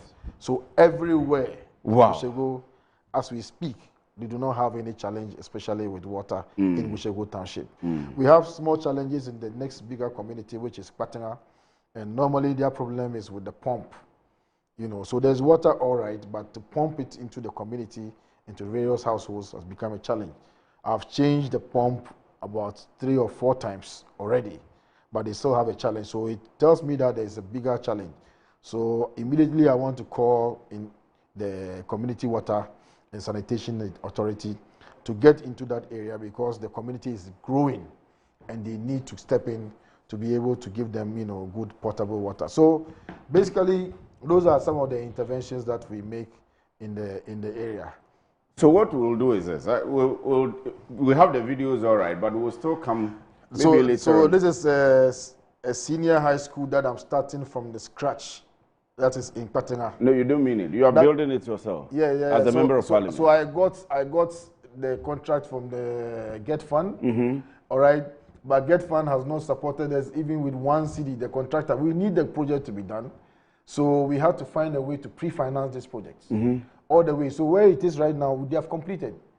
Actually, it's just left with the paint. So this is an old picture. It's an old picture. We've virtually finished. The terrazzo has been done. Wow. The blackboard, the doors and railings and everything has been done. So when we are ready to commission, we'll invite you over. We'll come. This is impressive. Now, we have only 1 senior high school in Gushegu, the Gushegu Township itself, and this is the second one that we are starting in the. This is very impressive. Very impressive. 12 classroom block. Very impressive. Anyway, so that is some of the things that we are doing. The interventions. I've done renovation of about 13 classroom blocks, and I have put up new classroom blocks in various communities. in the constituency. I've distributed not less than 1,900 dual desks. I schools. almost was going to say all members of parliament should be like, but I won't say it. I won't say. Let's come back to the studio. And with all of this, somebody has just sent me a text. In MPP, are you a member of the Bawumia campaign team? Obviously, I'm Bawumia before Bawumia himself. Yeah. but there is fire in the party, the presidential aspirants. Which fire? The back and forth, the vituperations, the language war, the tribal war, lots of things. And the elections is to happen on 31st of January. You know, if you have followed the history of the NPP, we are a deeply democratic party. And we like contests. And so when it comes to contests, you find that the party becomes, deeply energized. And various interest groups, are aligning with one aspirant or the other. But at the end of the exercise, we come back together as one united unit, and we fight, our opponent, which is the current government's party, the NDC. Now, what is happening now is something that I believe all of us have to be concerned about. The undercurrents of tribalism, religious bigotry, and so on and so forth. And I think those things are not the nature of the NPP. The formation of the NPP's antecedents, the United Party, the Progress Party, and so on and so forth, is an amalgamation of political interest groups. The Northern People's Party, the Muslims Action Party, Gashif Kumakbe, and NLM, and so on and so forth. So it's a collection of different groups across the country that came together to form our tradition. So it will be absurd for anybody to think that the party belongs to one group or the other. Naturally, every party has a stronghold. You understand? Yeah. So we have our stronghold, and we acknowledge that this is our stronghold. But without other parts of the country, it's difficult for one area to win, elections. So what we do is that we bring everybody together when we're done with the election. If you look at the 1998 primaries, for instance, we had Alhaji Malik Alasan Yakubu, former Minister for Interior, who was then MP for Yendi, contesting the elections against the likes of J.A. Kufuor, Nana Addo Dankwa Akufo-Addo. But if you followed, the trajectory of the campaign at the time, the then three northern regions, Northern Region, Upper East, and Upper West regions, came out fully to support His Excellency John Agyekum Kufuor. Indeed, on the day that President Kufuor was to be elected, the person who proposed him, as I recall, was the late Alhaji Mustafa Ali Idris. He's the one that proposed J.A. Kufuor against his sitting MP colleague from Yendi. In fact, he schooled in Yendi, he comes from Yendi, but he supported J.A. Kufuor. So when the North came out openly to support J.A. Kufuor, many people did not see it as any problem. As a problem. You understand? And in 2007, the North again did not support Alhaji Aliyu Mahama, who was the sitting vice president. We supported either Alan Shrematin or Nana Addo Dankwa Akufo-Addo. There wasn't any problem. And some people have issues because some people are supporting, especially some people from the North are supporting His Excellency Dr. Mahmoud Bawumia. The criteria that was used to support J.A. Kufuor, to support Alan Shrematin, to support Nana Addo Dankwa Akufo-Addo is the same criteria that we are using to support. When we smell power, we go all the way. And there has to be some kind of, discussion about lumping the North and saying that, oh, the North. Look, when a Chisala man speaks, I don't understand. I'm a Dagomba man. I can sit by them, they can speak and say, oh, let's go and slaughter him, let's go and cut his meat into pieces. I will not hear anything, even though my life is under threat. When a lobbyman speaks, I will not understand. Gonja, when they speak Gonja, apart from Antere, that I know that that's a greeting, all right, I don't understand anything. But there's an assumption that we are all the same, we speak the same language. In fact, when somebody is driving from Laura to Pandai, you would drive from Elubo to Aflao and even get to Cotonou before the person. You understand?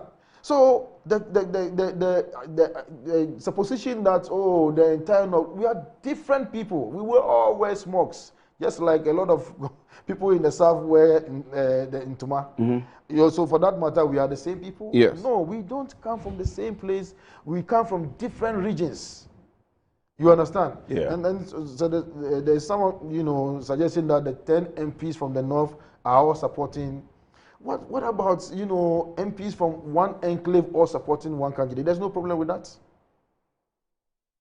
You understand? So what about the 15 members of parliament from the eastern region who are supporting Dr. Mahmoud Bawumia? Are they also from the North? No. He's the most marketed candidate. But I was going to ask, why Bawumia? He got you 41 or 42. People say 38 anyway. 38%. Why? I mean, which one do you believe? Which one do you believe? I mean, I look at the figures from the EC. So what's the number? 40. I'll verify, but around 42 there. Correct. Okay, so that is the official one. Okay, fine. Now, but that's still very woeful. That is still very woeful. But we are looking at our history too. That is the first time that the man is contesting an election. You understand? And he hasn't contested an election on his own before. He has been partnering Nana Addo Dankwa Akufo-Addo and giving him the support that he needs. And there's a history. The first time J.A. Akufo contested, he got 39%. But that didn't stop him from winning the next election.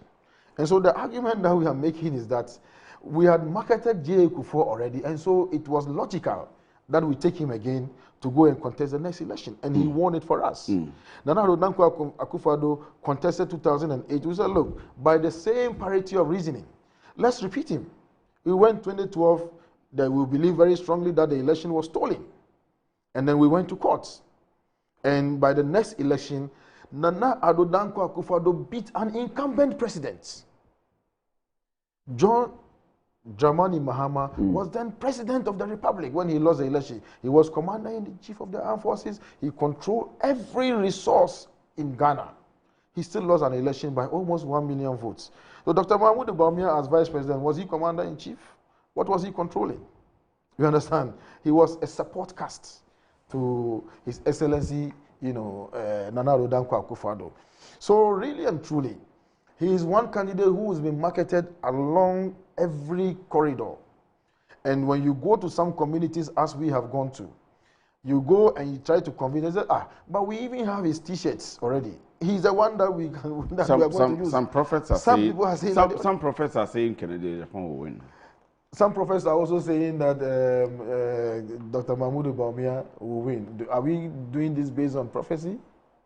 Which prophets prophesied that John Rawlings was going to be president?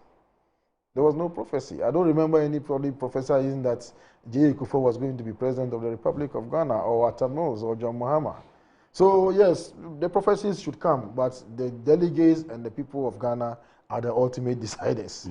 So yes, some prophets prophesied that Dr. Mahmoud Bawumia was going to win the 2024 election, isn't it? Some said John Dramani Mahama. So what happens to them? What happens to those prophecies? It's the same way. It's just like sometimes they say it, the prophecy comes to pass, and sometimes they don't. But what do you believe in? Sometimes. You are a politician. You are a lawyer. You are in the economics field and everything, and there is data as well. What do you believe in? What's going to happen? I think we believe in the hardcore data on the ground and the response that we are getting from the ground. Like I said, we've been to 6 regions. I have been to 6 regions already, and we have met people in various constituencies.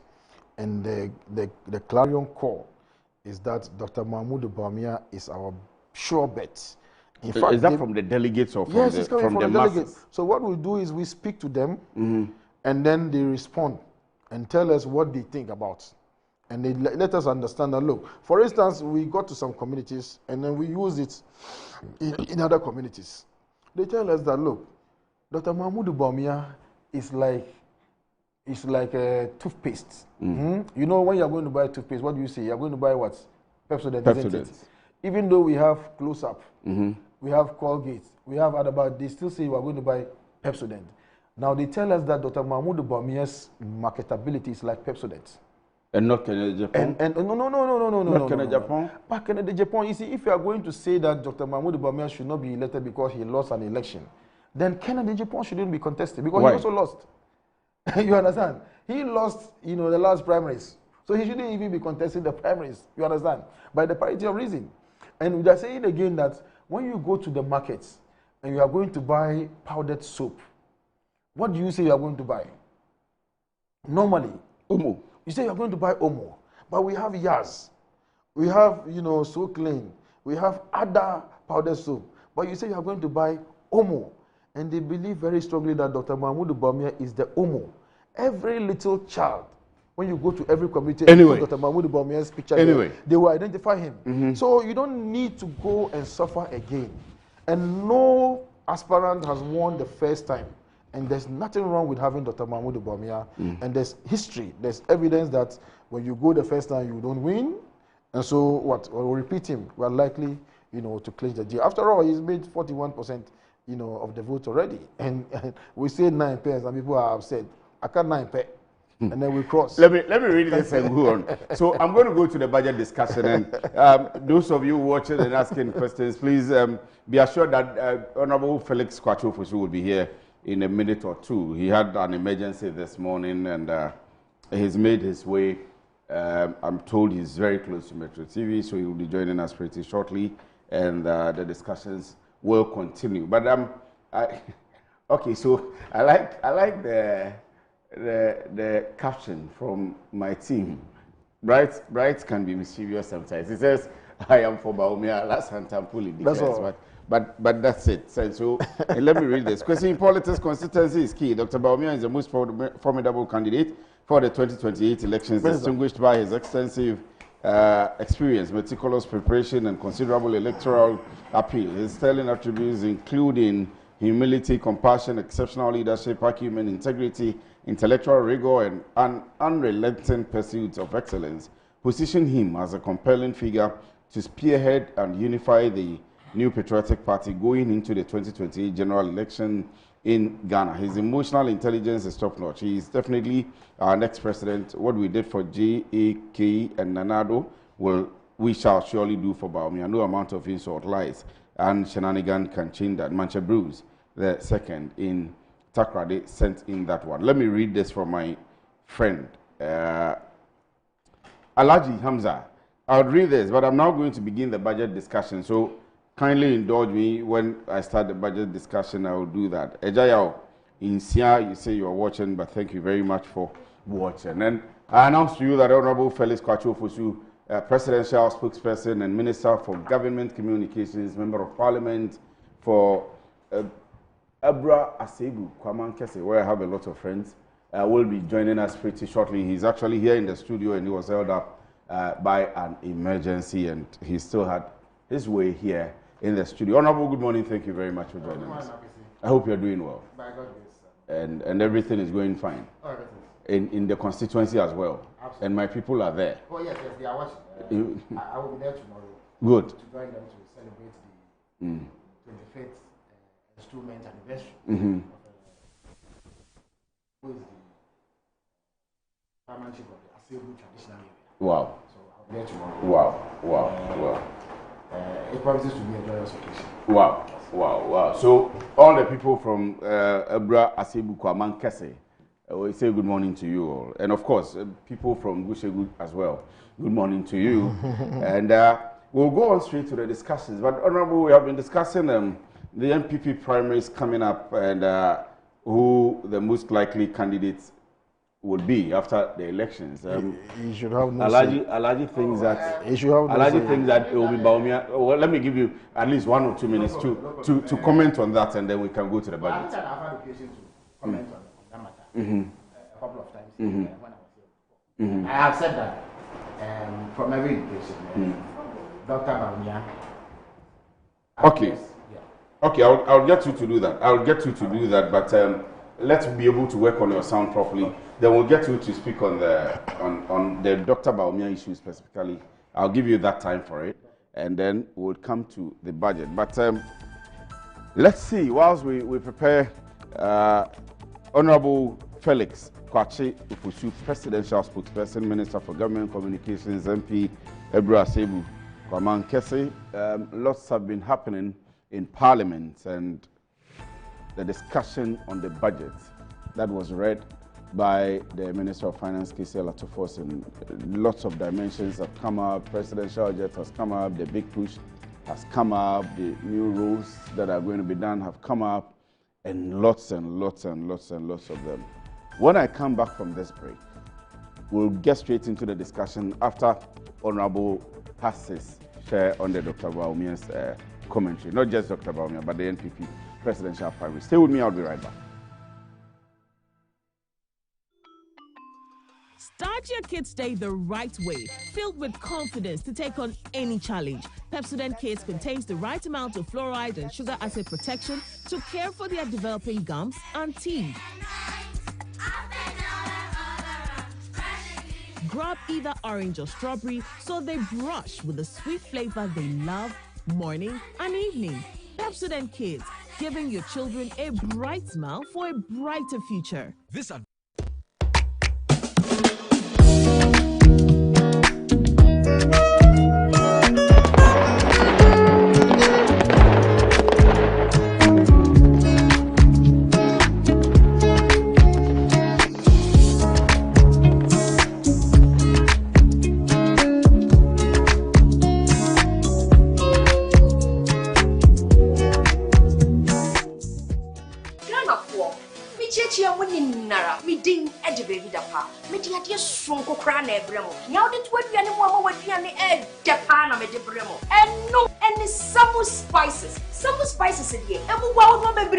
Various flavors. Ubenya ayako, ubenya nemchie, yeduku jollof muma emu yede, ubenya yeduku nkwan, yeduku froyemu. Ho nako pebito, na ema weduane enyede. Unyiminia, yenkon yenkonko tie nyankofo eka. Na utando ye communication to, ni o enjoy oduba. That Samu spices. One in the essence no five.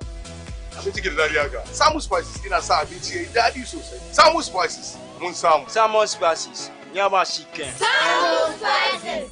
Yes, In Sanaka in Ketwa, measure 10 grams. Yawa chicken, spaghetti, garlic and ginger, stew, and jollof, and the flavors alpha bebre. Samu spices. Yes, Saka. FDIJ jadien kratwe yatum. Ama, nansi mi jeno wobin enko ye kwao. Ama ma ye bohu se kontomra akija. Nansi me hu se me nyo basi makura. Ama me kunu me into kwampo. Oh you right. Enye mo ko. Give us JC mixture and the capsules. Aye num boom. En ho asem na mo kana. E boa emma ene meme nyina. Na ma wo ba ye obesima. Na be ma so aye be masima. Ya, we be boa wukru. Ama ne giant sa wo de hye ne botum. Na wanyinya nanim te sese ne oyi chokmo.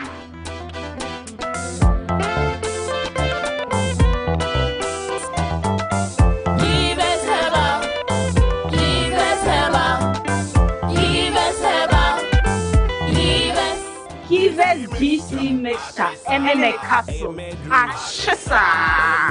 A pin for a batter, one more menu for one and Quada when you feel to me. Chechia winning Nara, we ding edge dapa. Mediatia sonko crane bremo. Now the 20 animal with piano egg, Japan, a bremo. And no any Samu spices. Samu spices in here. And wow, no mebreo. Various flavors. Ubenya a yako. Ubenya nemchi. Yeduku jollof muma emu yede. Ubenya yeduku nkwan. Yeduku froyemu. Ho nako pebito. Na ema with piano. And yede. Unyiminia. Yonkon yonko tie nyankofo eka.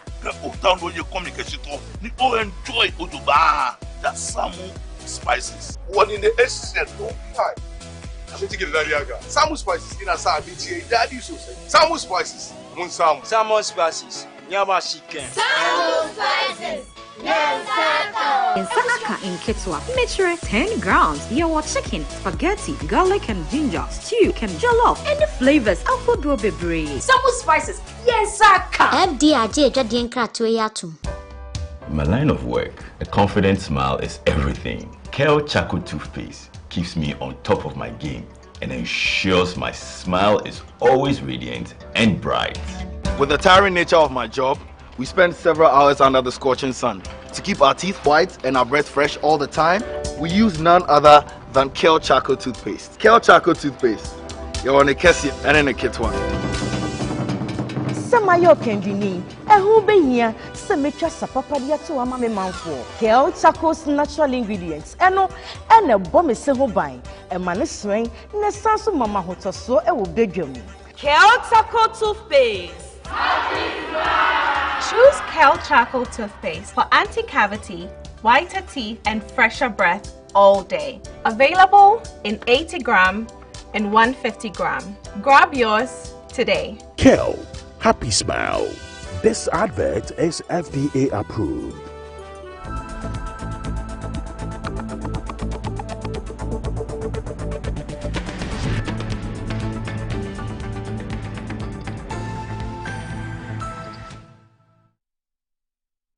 Right, so you're welcome back from the break. I think that we are now clear to go. So we'll be having, if you're watching us, just relax, take your time, be in your seats, whether behind your screen, on TV or behind your phone, on social media or your tablet or your computer, on social media. Relax. It's time now for the discussions, and we'll be doing justice to each and every one of them. Ejaya Onisia, you say I didn't address you well. Lawyer Ejaya Onisia, forgive me. Let me add the lawyer. It's a hard-earned designation, and so let me add it to you. So Lawyer Ejaya Onisia, you say you're watching. Good morning to you, my brother, and thank you very much for watching. Let me come back to the studio now. Honorable, I will still give you there's a few minutes. Yes, but I don't intend to spend. Then I come back to the I don't intend to spend too much time. Right. The truth is that I've had cause to comment on the same matter, and I've indicated that despite all my disagreements with Dr. Bawumia, I mean, the honest truth is that having served as vice president for that long, having been the running mate for that long, and having lost an election, I beg your pardon, he's likely to carry favor with MPP delegates. Purely born out of sympathy. The fact that he's made some efforts, so let us push him so that he's able to add a bit more effort to win the election. So that, for me, is really not an issue. It won't be surprising that he emerges. The last time round, when he had all the establishment backing him, he clawed just above 60% or so. This time, he does not appear to have the backing of the establishment. And I've said it here before. They may deny it, but everything indicates that he doesn't have the support of President Akufo-Addo either. Because you see key Akufo-Addo supporters, people who are extremely loyal and are currently even working around President Akufo-Addo, even in his capacity as former president, supporting Brian Achampong. So it gives indication that perhaps the establishment support is elsewhere. But I still think that he will sail through. What remains to be seen is the margin by which he would win. I heard, as I walked in, I heard Manje Bruce recite a litany of what he believes to be Dr. Bawumia's attributes. But as you see, all of that doesn't matter in an election, trust me. Because all the qualities that Manje Bruce listed, and all the qualities that my brother here would have listed about him, and what his supporters will say about him, you can find in 1,001 people in Ghana. So those qualities don't set him apart from anybody else who wants to contest elections. The defining thing for the electorate, and the Ghanaian electorate, as is the case with every electorate everywhere in the world, are rational decision makers. When they go to the polls to vote, they vote because of something. 99.9% of those who go and vote do not have any personal affiliation or connection with the people contesting elections. They don't know them. They are not their family members. They are not their friends. They may not even have seen them before. What defines their decision making is what they expect will be the outcome of that decision. And we have seen Dr. Bawumia before. They touted his credentials. Indeed, they attribute every policy implemented by the MPP government to him.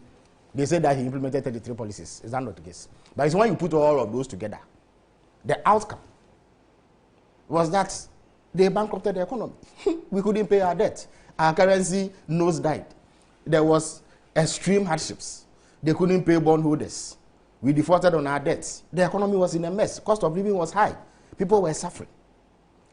And in the particular case of Dr. Bawumia, he is the one that the MPP used to front their economic campaign. So everybody knows that he was a man responsible for running the economy. Indeed, that is what President Akufo-Addo told the people of Ghana.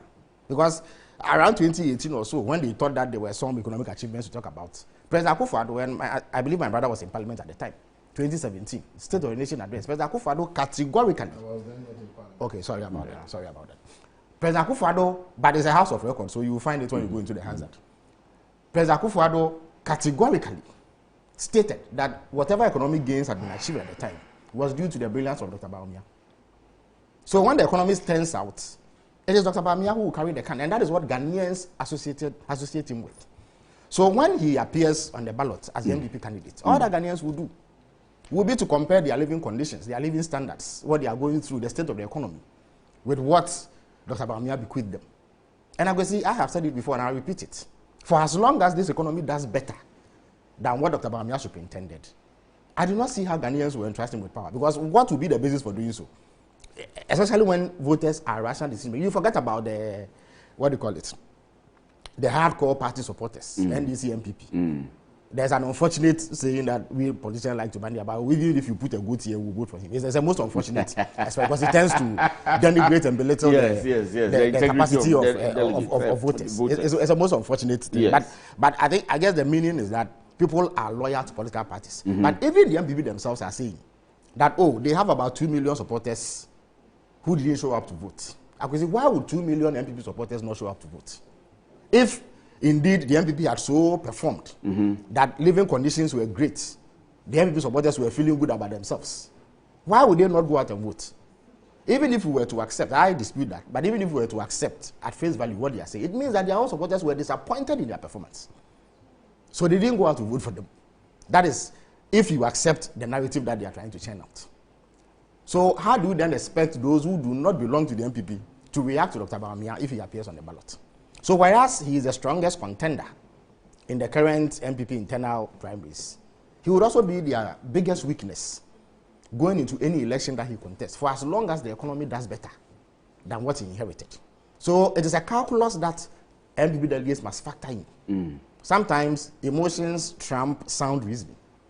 We are human, so sometimes emotions get the better part of us. Sympathy can get the better part of us. But if you are an NDC MPP strategist, and you wish the party well, and you take an objective position in terms of designing a strategy that will best suit the MPP and deliver victory, you must think about this carefully, whether or not he best represents your aspirations, given the circumstances that prevail currently. It is not an easy thing to do for many people, but somebody in the MPP must be doing some thinking and analyzing what the stakes may be. The truth is that if you brought, and I'm not a fan of Kennedy Agyapong, but trust me, Akwesi, I'm not campaigning for him. He has his own flaws. But the point is that if Kennedy Agyapong was a candidate, there are things you could hold against Dr. Bawumia that you cannot hold against him. At the very least, he is on record to have publicly disagreed and criticized his own party over some of the economic policies. He has that on record. Dr. Bawumia, on the other hand, was vociferously defending that record and projecting it as reason why they should be voted for. So whereas Kennedy Agyapong can distance himself from the poor MPP performance, Dr. Bawumia cannot. But what would he campaign on? No. It doesn't matter. You see, he can campaign on his own steam. And I'm talking political strategy. He can campaign on his own steam. He can say. No. Strategize for us. No, I'm not strategizing for you. You see, let me finish. If Kennedy Agyapong wins the 2028 elections, will be a foregone conclusion for you. I'm saying that. Let me finish. No, but if you see, my brother, if you let me land, because of the time, let me land, please. You had your say while I was here. You see, I'm not campaigning for anybody. I'm telling you what the objective reality is. I'm not the one who will choose an MPP candidate, but I'm telling you that if anybody was doing serious strategizing in the MPP, they will factor these in. Who best represents our interests at the ballot? Not the brouhaha and the excitement that surrounds internal primaries. Dr. Bawumia's record is abysmal. He cannot take it to the market. That is the honest truth. The average Ghanaian who today has seen a reduction in the cost of living, and there's an empirical basis for it. At the very least, when he goes to the pump, he buys fuel much cheaper than he did under the MPP. The businessman who gets dollars at a cheaper rate now than the MPP, what business would he have voting for somebody who took the dollar to 17 cedis on the forex market? Why would they vote for somebody like that? Who would want to choose a worse situation over a better situation when the evidence is glaring? But if you bring others, they may be able to say that we disagreed with this. I wasn't part of this. My record shows that I even, at the time we were in power, told my people that they were on the wrong path. They didn't listen to me. Not that in itself will carry you. Because ultimately, the decision to vote for a party or one party or the other is premised, and Ghanaians have shown it, on what they believe to be the state of their welfare. It is economic reasons that have informed every change in government, even including military coup d'etats. Why? When Achampo overthrew Buzia, what was the reason? Achampo himself, when he was overthrown, what was the reason? Akwesi, was it not about economic hardships? So even military regimes have trumpeted economic hardships as reason why they've gotten rid of democratically elected governments. Since 1992, every single time a party has lost elections, it has been based on economic performance or the lack of it. President Kufuor, what was his mantra? Shewa sitinem natu abapa. In 2008, we said better Ghana. We highlighted, and I was neck deep in that campaign, we highlighted economic hardships. I recall that there was some spiraling cost of living crisis around 2007 or thereabouts. In 2016, they also cited economic reasons. 2024, economic reasons was at the top because that was the worst economic period Ghanaians had experienced in a whole generation. So they may not like what I'm saying or what people like myself would say, but it is the honest truth. It is the honest truth. And in these things, I know that there are people who want the status quo to remain because perhaps there are some benefits. That is also understandable. They are considering their own personal welfare in that regard. But for the party, the biggest consideration is whether or not the person you are selling to Ghanaians will be bought and that they will find him acceptable given his track record. Because he has been there before. He made all the noise. Look, he used to deliver lectures on our public debts. When he became the head of the economic management team, what did we see? We defaulted on our debts. So what is he going to say again to convince anybody to trust him with political power? That is a consideration that they must look at. Listen to Echo Vincent Asafua, and I'm going to the budget after this. No problem. But you've had your take. No. Let me listen to Asafua and respond to him. He says, please tell my brother, Felix. I have to respond to the AKA the spin master. That he cannot choose our presidential candidate for us. But have I said so? They are simply afraid of Bawumia. Oh, you see, again, rational analysis. How can we be afraid of a man who we beat by 1.7 million votes? What is there to be afraid of? You see, if he had lost by, say, 40,000 votes, like President Akufo-Addo lost in 2008, then you said that he came very close. Look, I contested elections in the AK. I lost by 176 votes. So it was very clear that if some factors were adjusted and things were done properly, I could overcome it. Indeed, I won in 2024 by 11,300 votes. That's the margin of victory. But people had confidence in me because of the margin I lost in 2020, 176 votes, which is less than the votes in one polling station. But we are talking about a candidate who has lost by 1.7 million votes, who you yourselves are telling us did not find favor with 2 million MPP supporters. 2 million MPP supporters were not motivated to go and vote for him. And you are saying that anybody is afraid of him. How can anybody be afraid of somebody we've beaten? And you see, he has this in absolute terms. In percentage terms, it is Mr. Rawlings who got the biggest electoral victory of around 58%, if I'm not mistaken, around 96. But in absolute terms, Bawumia has suffered the worst, most humiliating defeat in Ghana's political history, or at least since the Fourth Republic began. Before then, who was? It doesn't matter. No, before no. Listen, it doesn't matter. That means listen. No. Somebody, of course, he won't be. A sitting president. Oh, no problem. No. Yes. A sitting but president. Dr. Bawumia, a sitting vice president, has not. Oh, they're not the same. But you're interrupting me. You're interrupting me. They're not the same. You're interrupting me. You see, when they go to the polls, as Bawumia himself used to say, manu a manu. It was Dr. Bawumia against President Mahama. They contested that election. What they were or were not was immaterial. The people of Ghana had a choice between President Mahama and Dr. Bawumia, who actually was in power, was managing the economy. And they said that they did not want Bawumia. 1.7 million people. Who manages your economy? Oh, we do not have an economic management team. We have not counted. If you let me land. If you let me land. Alaji, these interruptions. No. Allow me to land, then I'll give you the time. I want to know so that I can Alaji, but so, you see, when is your turn? When is your turn? You can make any alliance. You see, Akwesi. Who is your arrowhead? Akwesi, I beg you. You see, nobody put a gun to President Akufo-Addo's head.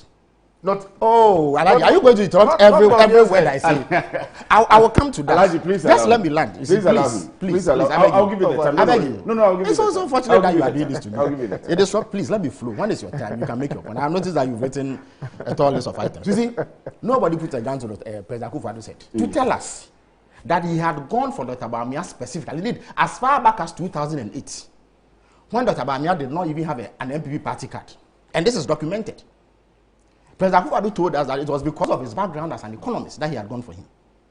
In 2012, the same argument was repeated. 2016, even before then, in fact, since 2012, Dr. Bawumia has been mounting political platforms to deliver economic lectures. He didn't give lectures on security. He didn't give lectures on gender and women and children. He didn't give lectures on housing. He gave lectures on the economy, economic management. Indeed, they got the Central University to give him a so-called seat. They call it the chair of economic governance. Nobody also put a gun to Dr. Bawumia's head to come and tell us that they had a stellar economic management team headed by him. 100 days after they took over power in 2017, did he not mount the platform to announce the economic management team with he himself as the head and touted their credentials? In fact, he actually went abroad in the same year and said that they had such a stellar economic management team that every week they met to take critical decisions on the economy. They told us this. I didn't say it. We have not come to announce an economic management team, have we? So if you come in fact, Westill, he used to go around to lead the economic management team to hold town hall meetings. They held one at the College of Physicians here. In fact, to do that, they actually mounted a giant billboard at the venue and around the city to announce the economic management team. And his poster or his picture was the biggest. And it was clearly indicated that he was the chairman of the economic management team. So how can you come and tell me today that he was not in charge of that? Well, what was he in charge of? Let me. You see, even that, and again, they are making the same mistake. You know what hurts Ghanaians the most? You see, it was bad enough that the economy had been mismanaged and Ghanaians were going through hardships. But the attempt to distance him from the economic failures cast him as somebody who could not take responsibility. And that is what worsened the economic plan. You see, if you go with the same strategy, you will suffer even worse defeats. Let me come to you, Alaji, Honorable. And thank you. Briefly, so that I can move to the budget. I want to be able to move to the topics we have announced today. You know, when I listen to my good brother here speaking, it takes my mind all the way back to the period between 2017 and 2019.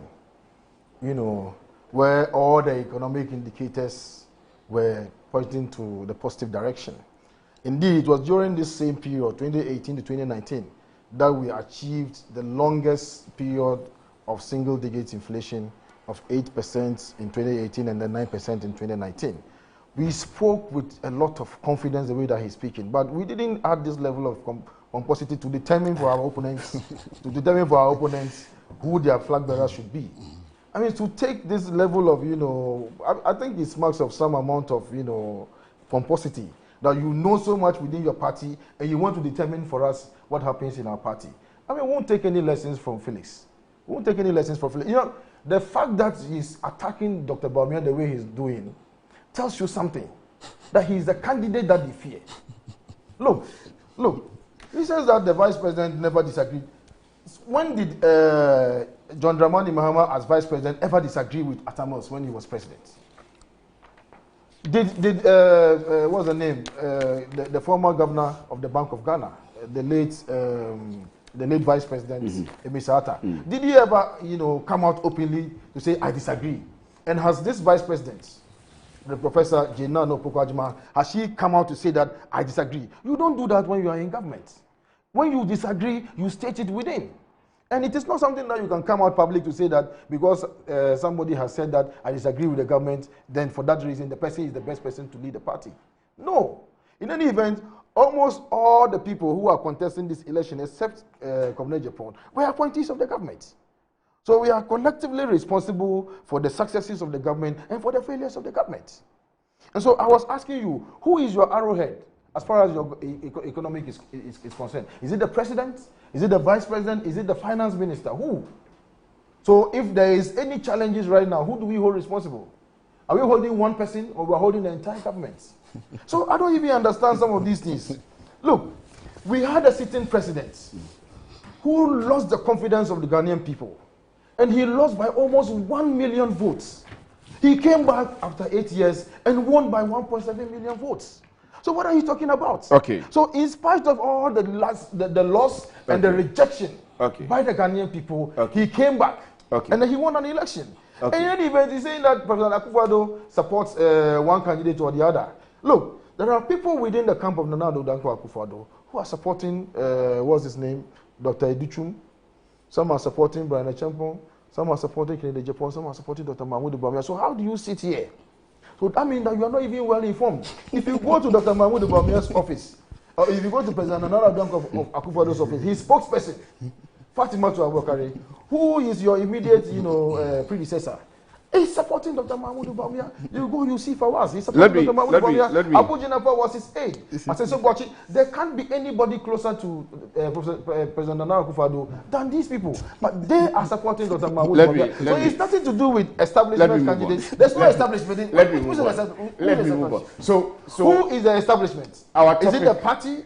Is it Akufo-Addo? Is it Kufua? Or who is establishment? I've told you that. We don't have a government. I've told you that the whole of this week, the deliberations on the budget and its appropriations have begun in Parliament, going on earnestly in Parliament. And I'm lucky to have two members of Parliament here this morning. It's been going on lots of issues, the macroeconomic indicators, single digits, inflation, the reserves that reserve accumulation that the government has been able to pile up in the last 8 months and lots of things. But the NPP also says the gains started coming up from last year, 2024. And there are other issues which have also come up. So apart from the macroeconomic indicators, there is also the micro that are also going on. Then there is the routes that have come up. There is the presidential jet also.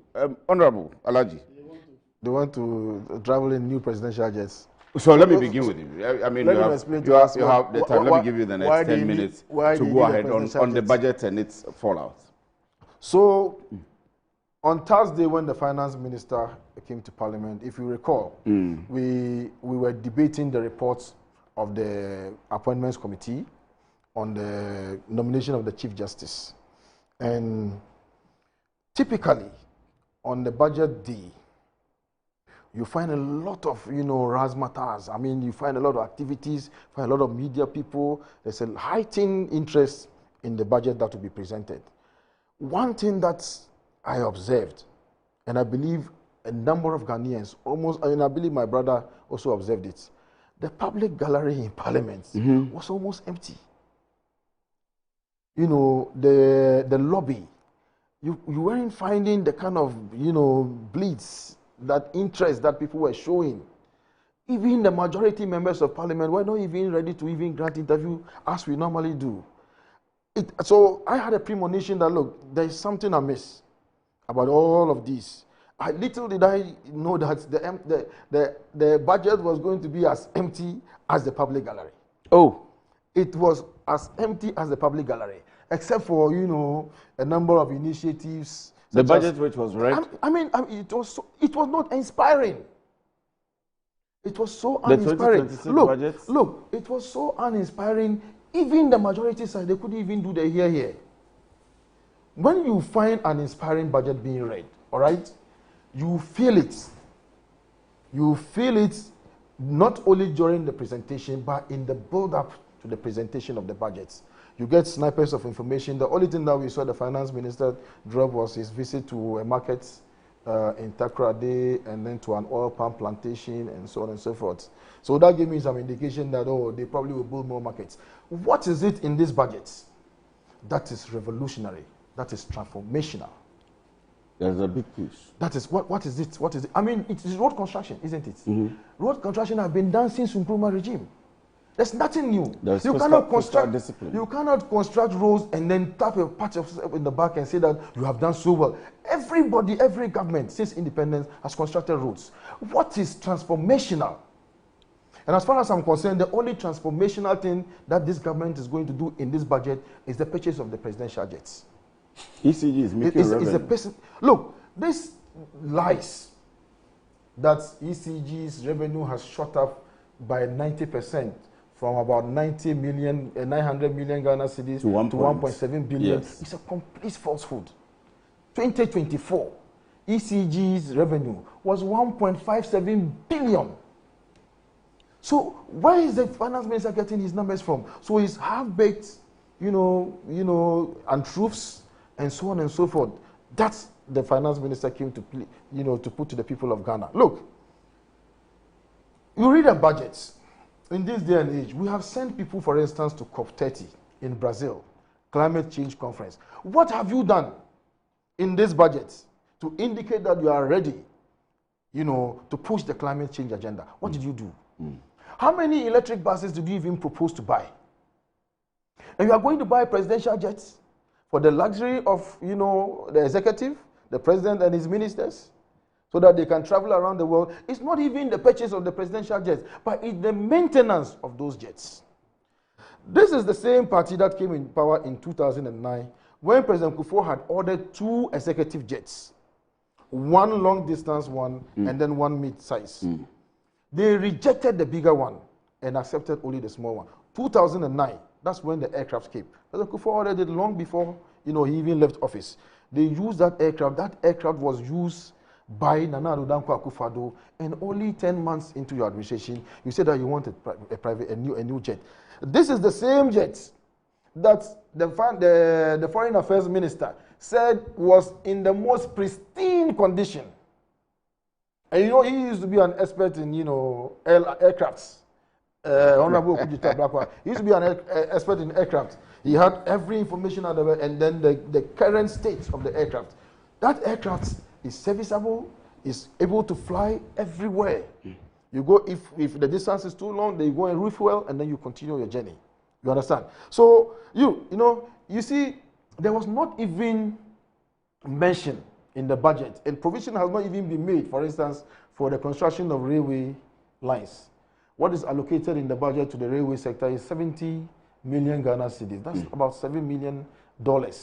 That's way less than the amount that you need to even fuel and run the railway line. Look, we have spent almost $500 million to do a railway line from Tema to Mpakadam. And there's a reason why the government did it. Now, that has become a standard. It has become a toy that people are just looking at and watching and then seeing it drive, move, from Tema to Mpakadam and from Mpakadam to Tema. That is not the plan. The plan was for us to have an exit platform at Mpakadam and have an entry platform at Bupe, and to continue the railway line all the way through the eastern spine, through Sheni, where we have the iron ore, and then you take it all the way to Paga. Now, the $1 billion that is being bandied about, do you know what it can do? $1 billion. It can continue the railway track from Mpakadam all the way close to Nkwanta. That same $1 billion, it can do a railway line from Accra all the way to Kumasi and connect with Buankra inland ports. Do you know what that can do in terms of job creation and the spurring that it will give to our economy? You understand? That same, in 2006, PwC had done a feasibility on 330-kilometer railway line, standard gauge railway. And it was about $1.3 billion. $1.3 billion. That is going to take you to Kumasi and beyond, take you all the way to Paga. All these tracks. You know, the reason why I'm focusing even on this railway line is because we are getting Exploco, for instance, GMPC, to go and start, you know, serious activity in my constituency on the Voltairean Basin, onshore, you know, petroleum, you know, production. So how do you even move some of this, you know, cargo all the way to the shore? And that is why you must concentrate on some of these things. And we are looking at the luxury of a few people and to the exclusion of all the Ghanaian people. $1 billion, it can buy you 4,000 electric buses. Over 4,000 electric buses. And those are the things that we are giving to people to enjoy. And not even by fighter jets for the Ghana Air Force. Look, we brought in the former Minister for Defense, Honorable Dominic Nitiwu, the Member of Parliament for Bimbilla, came to Parliament with a proposal for us to get, you know, an executive jet. The same people on the floor of Parliament, they rejected it. What was the reason that you used to reject it? Today, has anything changed? You come into office 10 months into your administration, you are already thinking of your own luxury to the exclusion of the Ghanaian people. What has changed? Have you even thought about, you know, apologizing to the Ghanaian people for the deception? What has changed? What has changed? The economy grew by 5.7% in 2024. You are growing 4% and you are already talking about presidential jets. What have you done? The 5.1, the month on month, August. No, I'm talking about the projection for this year. For the whole year. You understand? By the end of the year, you know, I'm sure the Ghana Statistical Service. They will give us the numbers. But we ended 2024 with 5.7% GDP growth. Do that first.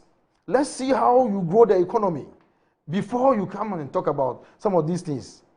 And so, as far as I'm concerned, I see lots of misplaced priorities because, for instance, I do not see how anyone in his objective, prudent mind would ignore the current Accra-Kumasi highway, the N6 highway, and go and create an entirely different parallel highway heading to the same direction. What are you trying to gain? Legacy? Legacy, you can get legacy. Kwame Nkrumah did the motorway, of course. Now, you can look out for the same 3-lane highway from Accra to Kumasi. We've dualized all the way to Apejua Junction. So now, you are going to do a 6-lane highway to Kumasi, and you are going to have this current highway, and we are going to be maintaining these 2 highways. What is the prudence? That's not prudent management of our resources. Some areas don't even have a single tar road. Why don't you go and do those roads? From my constituency all the way on the Eastern Corridor Road, it ended in my constituency at a place called J. You have to continue all the way to Kulungugu. We haven't done that one. And we're going to do an entirely different road. Have you finished doing the Eastern Corridor Road? No. Have you done the Western Corridor? No. There is a single spine, there's a middle spine already. So expand it, make it 3-lane highway, and then we'll name it John Mahama Highway for you. You understand? So I think there's a lot of misplaced priorities as far as this budget is concerned, and no wonder the business committee, indeed, 2 or 2 days after the budget was read, when the government, floated some, bills, it suffered a significant setback. 25% less subscription. And that tells you that the level of confidence in the economy has completely waned. Look, you may say that we are doing politics, but the experts are beginning to talk. The experts are beginning to talk. Institute of Statistics and Research. All of them have started speaking. There is nothing that tells you that this budget. They are only sounding caution. They are not sounding caution. They are telling you that there's no hope. It's a hopeless budget. Is that what it's not a forward-looking budget. It is growthless budget. It is Issa and the other ones I've read. You understand? Believe that to be able to meet the target set for the government and the entire country, we need to be able to reach the revenue mobilization targets, and so they should expand revenue mobilization. And what have they even done about revenue mobilization? Currently, there's nothing in the budget. Currently, based on what we saw last year and their anticipation for this year, they are already going into this year with nearly 11 billion revenue, for shortfall. Where are you going to get the revenue? What is in the budget that tells you that we are serious about revenue mobilization? All we are thinking about is presidential jets. Presidential jets. Is that what the Ghanaian people voted you for? Is that what? I mean, look, the 2025 budget is essentially a continuation of the MPP's program. So this, by far, is the budget that you can call your own.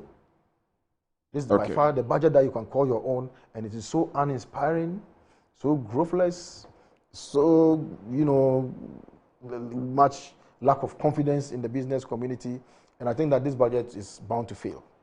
The budget is bound to fail. It's on the way to fail. Honorable Felix Kwakye Ofosu, presidential spokesperson. Honorable Alassane Tampoli says the budget is bound to fail.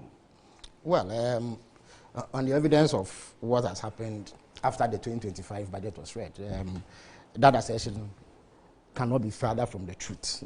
I mean, it is the most bizarre assertion anybody can make on the basis of the evidence on the ground.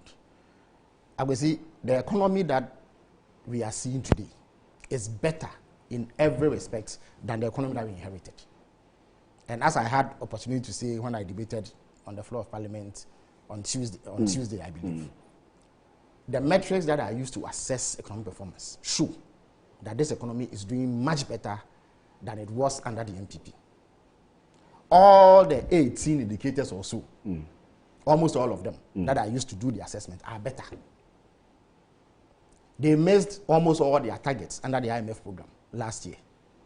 This year we are on course. We set a primary balance target of surplus of 1.5%. We've done 1.6% as we speak. We've even exceeded the target. I can see this year, the Ghana cedi has appreciated by 34%.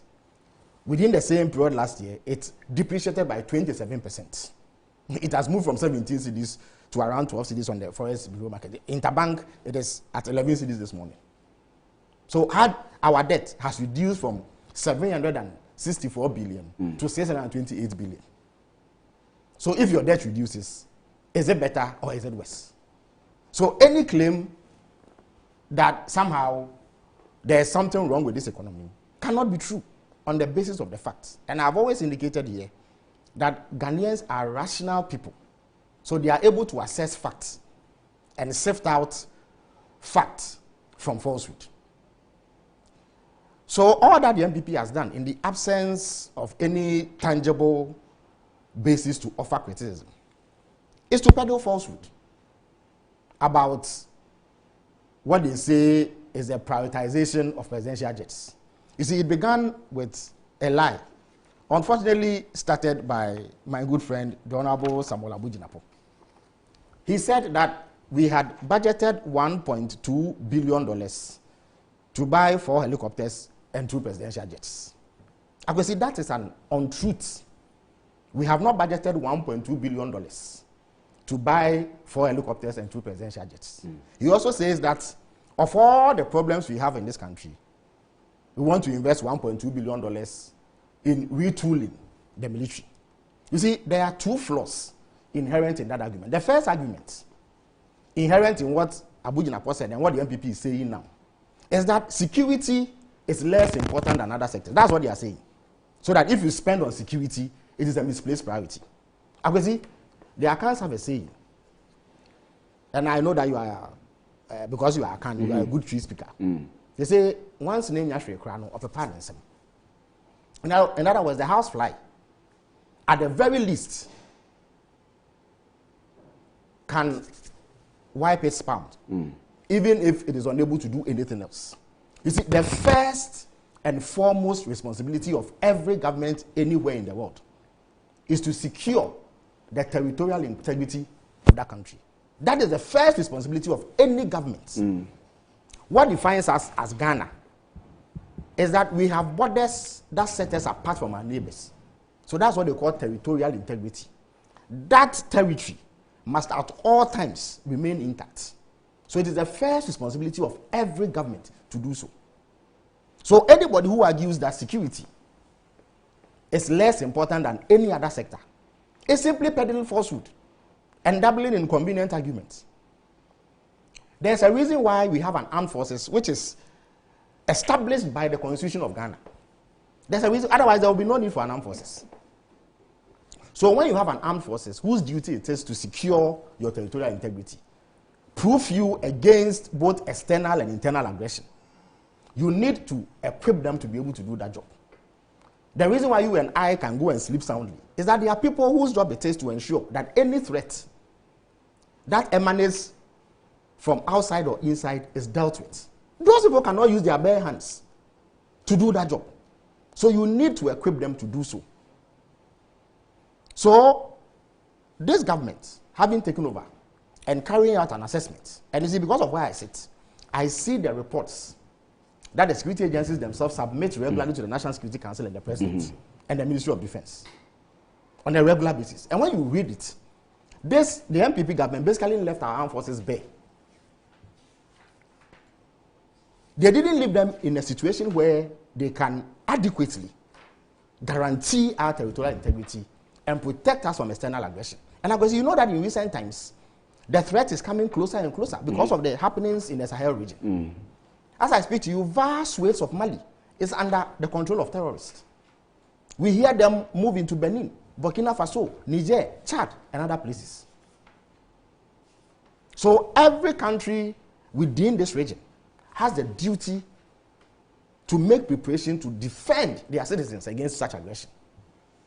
And the MPP is saying that if you allocate resources to retool your armed forces to do the very job they are established to do, it is a misplaced priority. The people who spent $98 million digging a hole and wanted to spend $1 billion to build a cathedral now say that retooling your armed forces to defend the nation is a misplaced priority.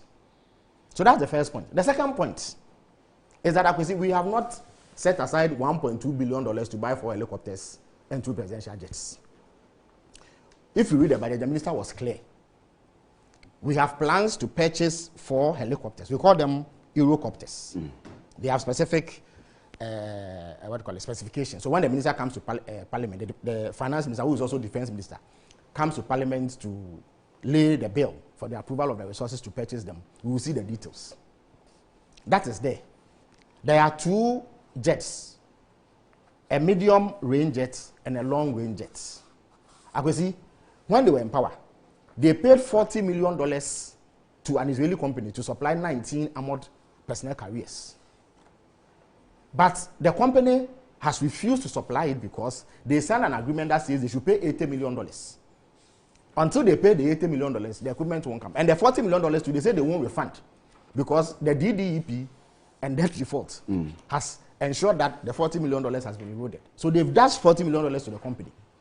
So we have taken a decision that in order to get the 19 armored personnel carriers, we will pay the $40 million so that we get it. Because it is useful equipment that the military need. In addition to that, today we don't have one seaworthy vessel that can patrol the Gulf of Guinea and secure our territorial waters. There have been many instances where, let me make my point. I'm saying seaworthy. I'll come to you. Listen. No. This is false. But you see, you can't do that, Honorable. When you were speaking, I disagreed with you. I kept quiet. But I need to just put on record that but you will have the opportunity. Coming from the ministry. You will have the opportunity. And I was in vessels. You have the opportunity to do so. Please, Honorable, please. You have the floor. You have the floor. It's not fair. You have the floor. It's not fair. With the greatest respect. You have the floor. Look, I'm talking about seaworthy vessels. Why? When President Mills was president, he gave the Navy vessels. But they are not seaworthy. They can't do their job. That's what I'm saying. So the fact that you may have gone to commissions of it doesn't mean they are operating. To patrol the borders of the country. The people who use those vessels, the Navy, have come. Oh, but why? My point is clear enough. When I finish and you have a counter, you can say so and provide evidence to back it. I'm saying that President Mills gave vessels to the Navy before you became transport minister. But it doesn't mean that those vessels can work now.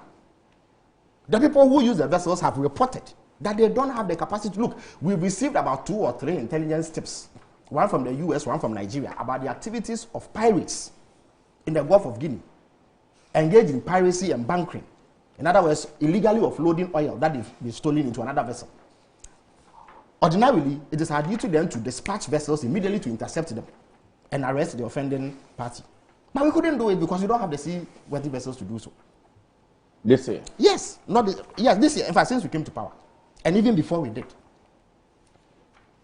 So because of that, plans are to secure 2 new vessels, long-range vessels that can do this job because it is necessary. Piracy is a major issue because we have what we call the exclusive economic zone and our territorial waters to protect. That is what defines us as a country. We don't have it. So the minister says that we will make these procurements. The minister has done multi-year budgeting because we can't do all the retooling in this year. So up to 2029, there will be similar allocations to ensure that that is done. But I could see the 4 helicopters and the 2 jets, plus the 19 armored personnel carriers and the 2 vessels I'm talking about, all won't amount to $3 million. In fact, I can give you I can give you the price of the 4 helicopters. Yes. It is 125.9 million euros. I'm sure it will be around $130 million if you do the conversion. For the entire, all the things? For the 4 helicopters. Not 1.2 billion. I'm saying that if you add all the things we are buying this year, the 4 helicopters, the 2 jets, the medium and long range jets, the armored personnel carriers, and the vessels. The vessels. They won't add up, the vessels are 2. They won't add up beyond $300 million. So the claim that we have spent $1.2 billion is false. And it is intended to carry displeasure for government by a party that is desperate to score some political points. What Abu Jinapo said was false. And indeed, you saw how the majority leader embarrassed him. Then later he came to try to use some, bizarre extrapolations to justify that position. When he got up in Parliament, he said that we were going to spend $1.2 billion to buy 4 helicopters and 2 presidential jets. Is that not what he said? But I'm telling you, that is not the case. It is not true. So the 2 points I seek to make on this matter is that, first of all, security investment is as important as investing in education, health, agriculture, or any other place. Because it's one of the things that is the responsibility of government. So any government doing that cannot be said to be engaged in a misplaced priority. That argument is not acceptable. It's not tenable. It is impossible to accept that as logical. Then in 2027, another set of equipment will be purchased for the armed forces and security agencies.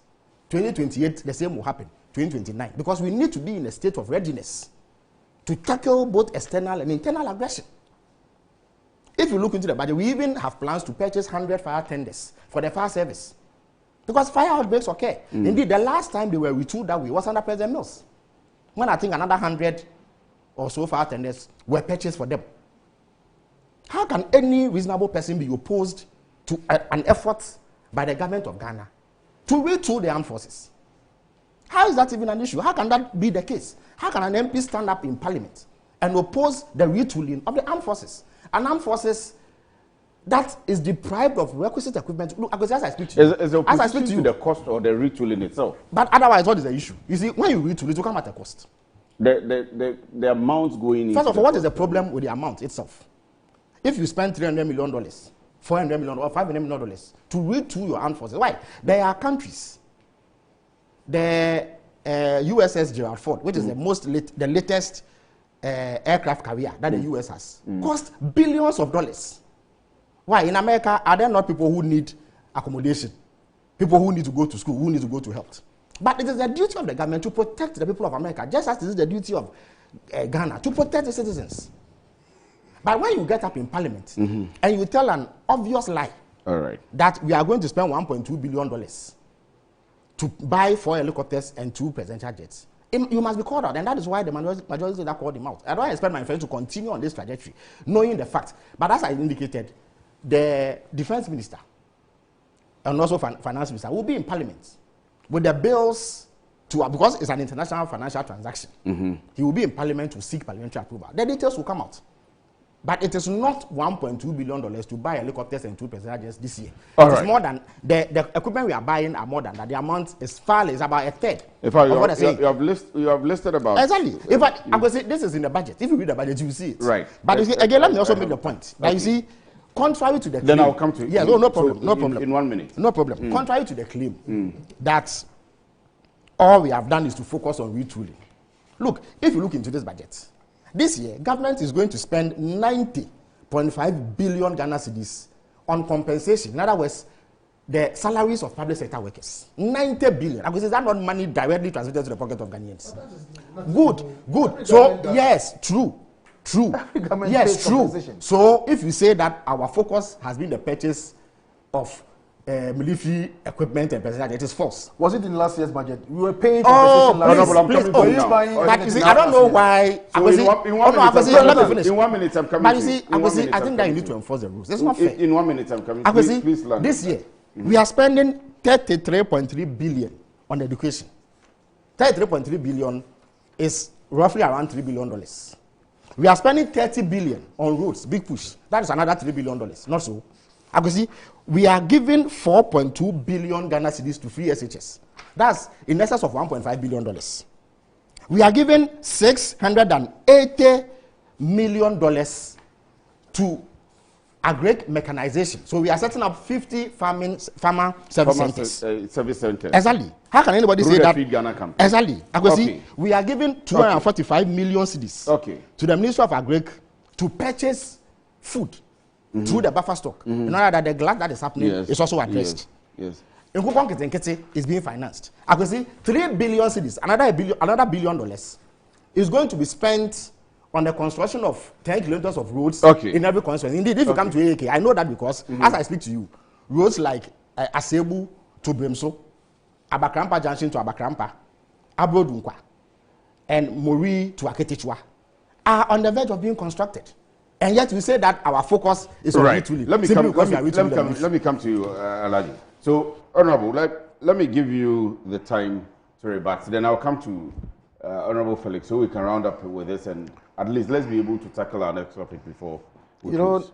It has to be put on record. And we have done so on the floor of Parliament that we, on the minorities MPP side, are not opposed to retooling of the Ghana Armed Forces. Indeed, we have been doing it since we assumed office in 2017, just like any other government has been doing before. So it's not something new when you say you are going to retool the Ghana Armed Forces, buy them fighter jets, buy them helicopters, and so on and so forth. The contentious issue before us is the executive jets. Those jets are not meant for the use of the armed forces. Specifically, the armed forces have their aircrafts that they use for some of their operations that we call the CASA. And there are modern versions of those aircraft and so on and so forth. But these ones are supposed to be for the luxury of the executive. The same jets that we wanted to buy in 2022, we proposed to buy. And at the time, if we had even placed the order, it would have come around this time or even next year, 4 years. So it wasn't going to even be used by President Nana Addo Dankwa Akufo-Addo. The next governments, and I'm sure they didn't expect that they were going to win the election. That's why they were fighting it so hard. Otherwise, if they knew that they were winning, they would have supported it. Today, you are here before us, and you are justifying it, making it look like it is something that we need to secure our borders. How do you use executive jets to secure our borders? Are there bombs? You do fix bombs? Do you fit missiles on those aircrafts? How do you use those aircraft to secure borders? It has nothing to do with the security of our nation. It has to do with their own luxury. Look, this government, our government, what he's talking about, there's nothing new about the, incursions by some terrorist elements into our country. I can tell you, here, I don't know whether it's appropriate for me to say it, but somebody was traced through the intelligence sharing by our country's intelligence, community and other, intelligence communities across the sub-region. They traced somebody all the way to Karaga. All the way to Karaga. Somebody who has been weaponized. I mean, he has been radicalized to come and do injury to us. So there's nothing new. When we say that we are going to secure throughout our state, did anybody, invade our country? Throughout the 8 years. So how did we do that?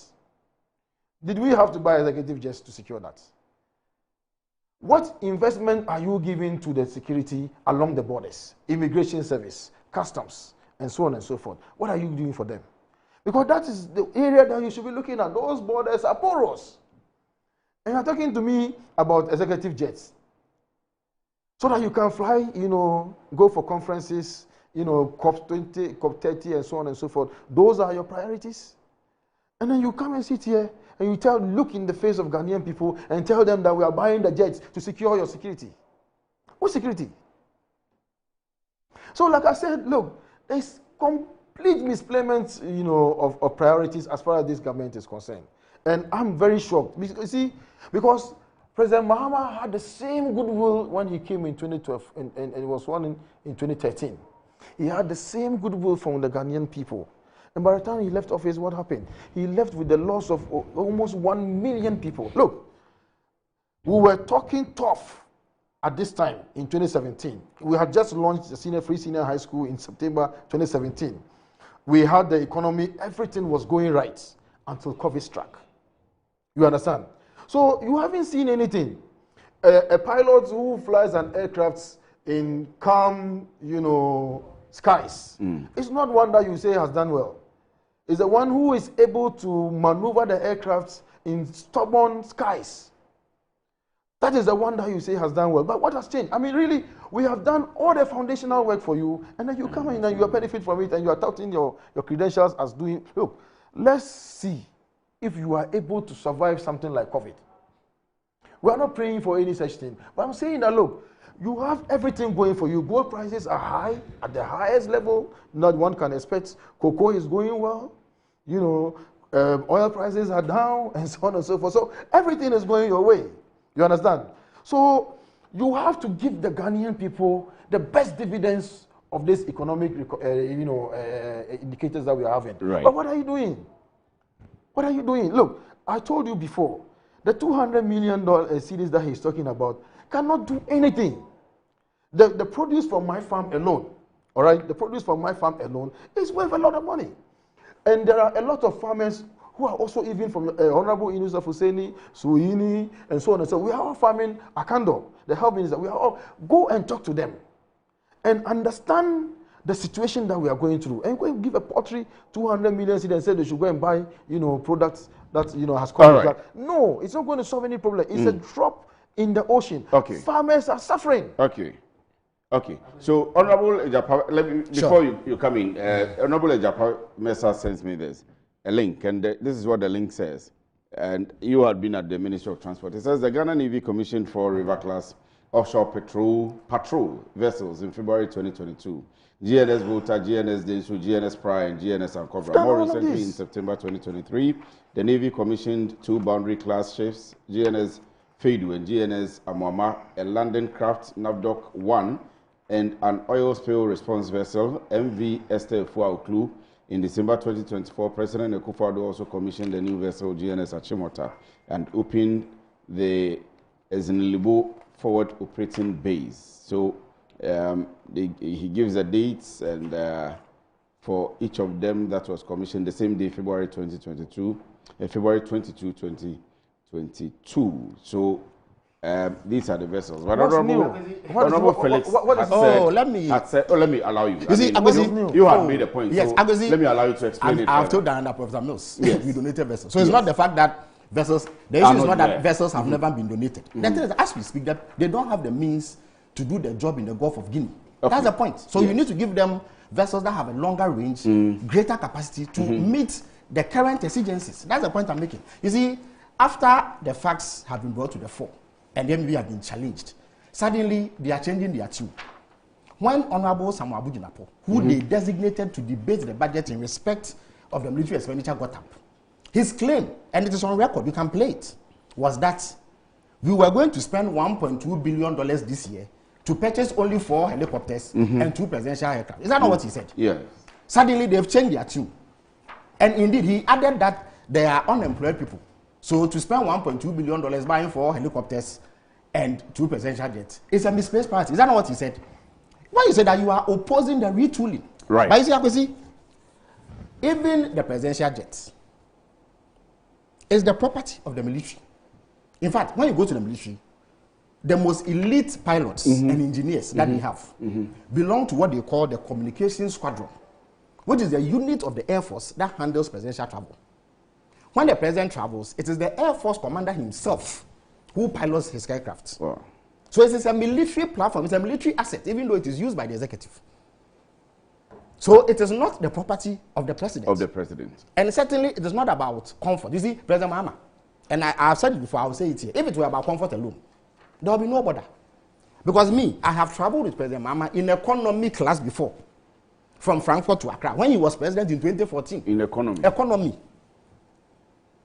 As a president? As a president. Since when he became president, indeed, one of the first things that he did was to ask the communications squadron to give him an update of the status of the presidential aircraft then, the Fokker 9X.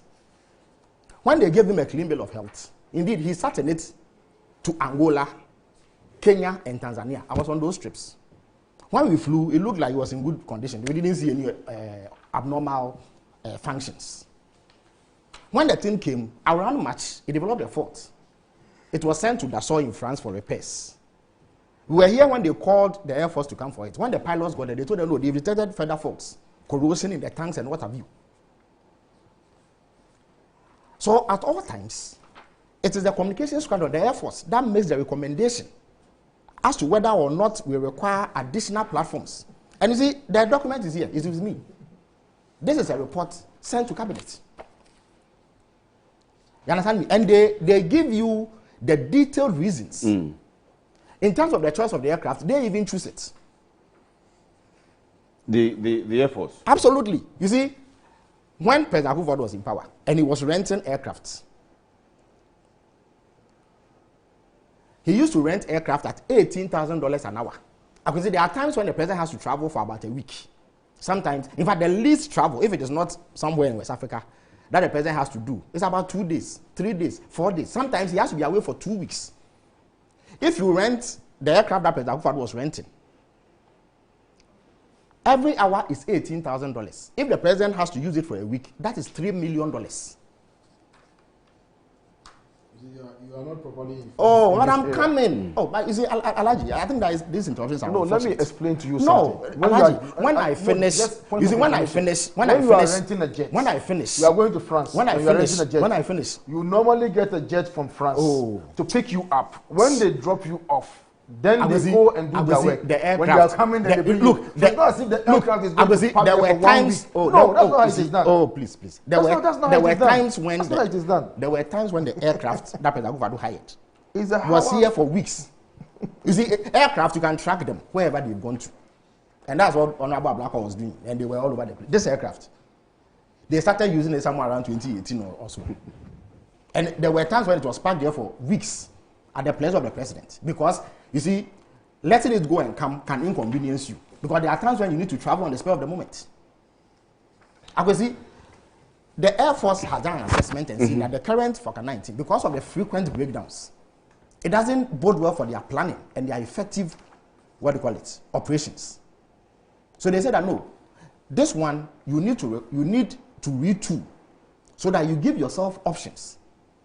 So that you have a medium range aircraft that can fly about 13 hours non-stop. Another one that can go about 17 hours non-stop. So that we know that it is sound and secure. And I can remind you, we've only had a recent helicopter disaster.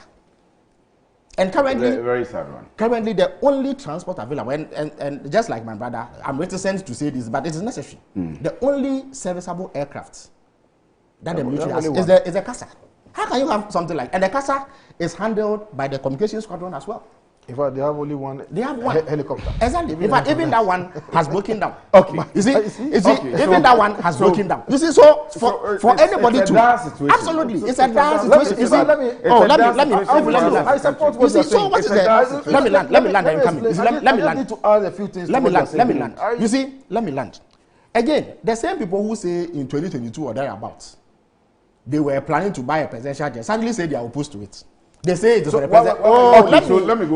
Let me land. You understand? In 30 seconds. Yes. London, 30 so seconds. you see, they are just dabbling in politics as usual. But I can assure you that the state of our armed forces is dire. It's not everything that I can tell you here. You understand? We need to get. So we need to be clear. We need to be clear on what the priorities are. Security is certainly a priority for any country. You know, I'm very happy. We have run out of time on this one particularly. I'm very happy that he's talking about the armed forces making the recommendation. In 2022, it's the same armed forces that made the recommendation. What was their position? Okay, so they rejected it. But you see, in all truth, I think that the armed forces require some retooling, but I don't think what is on page 136 of the budget, the procurement of 1 long-range and 1 medium-range aircraft, is a priority. As for that one, we're opposing. But that is a change from your initial position. I know. That is a change from your initial position. That one we oppose it. So this one, the people are hungry. This week has also seen the OSP versus Ken Ofori-Atta, the SML, the OSP posting pictures of 7 or 8 people on its pages and how the court proceedings, the legal proceedings are going to be. There's been concerns about, should I say, the behavior of the OSP or the posture of the OSP. Some people saying that go to court and have your battle in court, not in the court of public opinion. But there are other concerns also. Why is Ofori-Atta not coming if he thinks there is no problem? At least they will water down the perception and the problems that are bound with the number of concerns regarding whether it's the posture or the behavior or however it is for the OSP. So you gave a time, a period within which you said you were requiring medical service outside the country. And so once that period has elapsed, please come down. Why is Ofori-Atta not coming? Let me begin with you, Honorable. Let me indicate that I think Mr. Ofori-Atta himself is not helping matters. Initially, we were told that he has some health challenge, but indications are that he is in much better health as we speak. So it will help if he himself shortened all this back and forth by making himself available. Indeed, if he believes that he is innocent, he should submit himself to the process. You see, no matter what you make of the OSP, and I have had my own challenges, and I have been consistent from day one about it, even when we're in opposition. So it's not like we've come into government and I suddenly have a position on him. It is a law enforcement activity. You can criticize the modus operandi. You can criticize the posturing. I, for instance, I'm not too sure about the mark shots. I think it's a tad too far, because then it can expose the subjects to unnecessary public humiliation and public ridicule. But whichever way you look at it, it is still a law enforcement activity that he's engaged in, and he's empowered by law to do so. All of us are enjoined to submit to law enforcement when they come asking. The processes are such that you will have opportunity to show that the law enforcement activity is unjustified on the basis of evidence that you have, or on the basis that they are unable to establish any wrongdoing that warrants the activity that they are taking against you. So I don't know why Mr. Ofori-Atta continues to prolong these matters and appear to be evading justice. Well, people have served this country before. His successor, Honorable Atuforsen, previously was Deputy Finance Minister. When he left office, he was accused of some wrongdoing in some ambulance purchase. He submitted himself to the process, went to court every day. I used to go with him. Many people have gone through that. There are people in the MPP who have gone through that process too. So I don't see why Mr. Ofori-Atta is doing what he's doing. Again, it is not like President Mahama has come to power, and then the Attorney General of President Mahama, or the government, if you like, has trammed up some charges against Mr. Ofori-Atta. This is a special prosecutor who was appointed by President Akufo-Addo, who is Mr. Ken Ofori-Atta's cousin. Indeed, there are reports that it was at the behest of Gabriel Chedaku because of his proximity to Mr. Kisei Jammeh. That's what some reports have it. So clearly, you cannot call it a witch hunt by the government of the day. There is an appointee of President Akufo-Addo enforcing the law, who says that there are questions to answer in respect of a particular transaction. I think Mr. Ofori-Atta should make himself available to the extent that he believes that he is innocent. Indeed, I hear, and my brother is a lawyer, maybe he will be able to educate us. I hear that it is possible to do the trial in absentia. And whether you are, in fact, if you are not here, you make life easier for the trial judge and the prosecution. So they will convict you. And that any day you set foot in Ghana, you will serve that conviction. Or better still, they can issue a notice which compels other countries, based on established precedent and international law, to apprehend you wherever they find you and bring you to the jurisdiction. I think that's too humiliating. I don't know why Mr. Ofori-Atta will subject himself to that, to be honest with you. Unless there's an element of guilt that he's concerned may come to light if he shows up. Otherwise, it's a straightforward matter for me. But there is also the perception that if he comes in, the posture of the OSP may keep him behind bars unduly. The OSP cannot do that. You see, again, my brother can educate us. I don't think that prosecutors have the power, to determine the longevity of a remand suspect.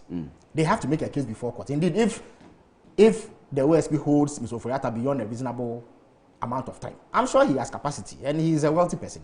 He can hire the best lawyers who will make an application for... How do you know he's wealthy?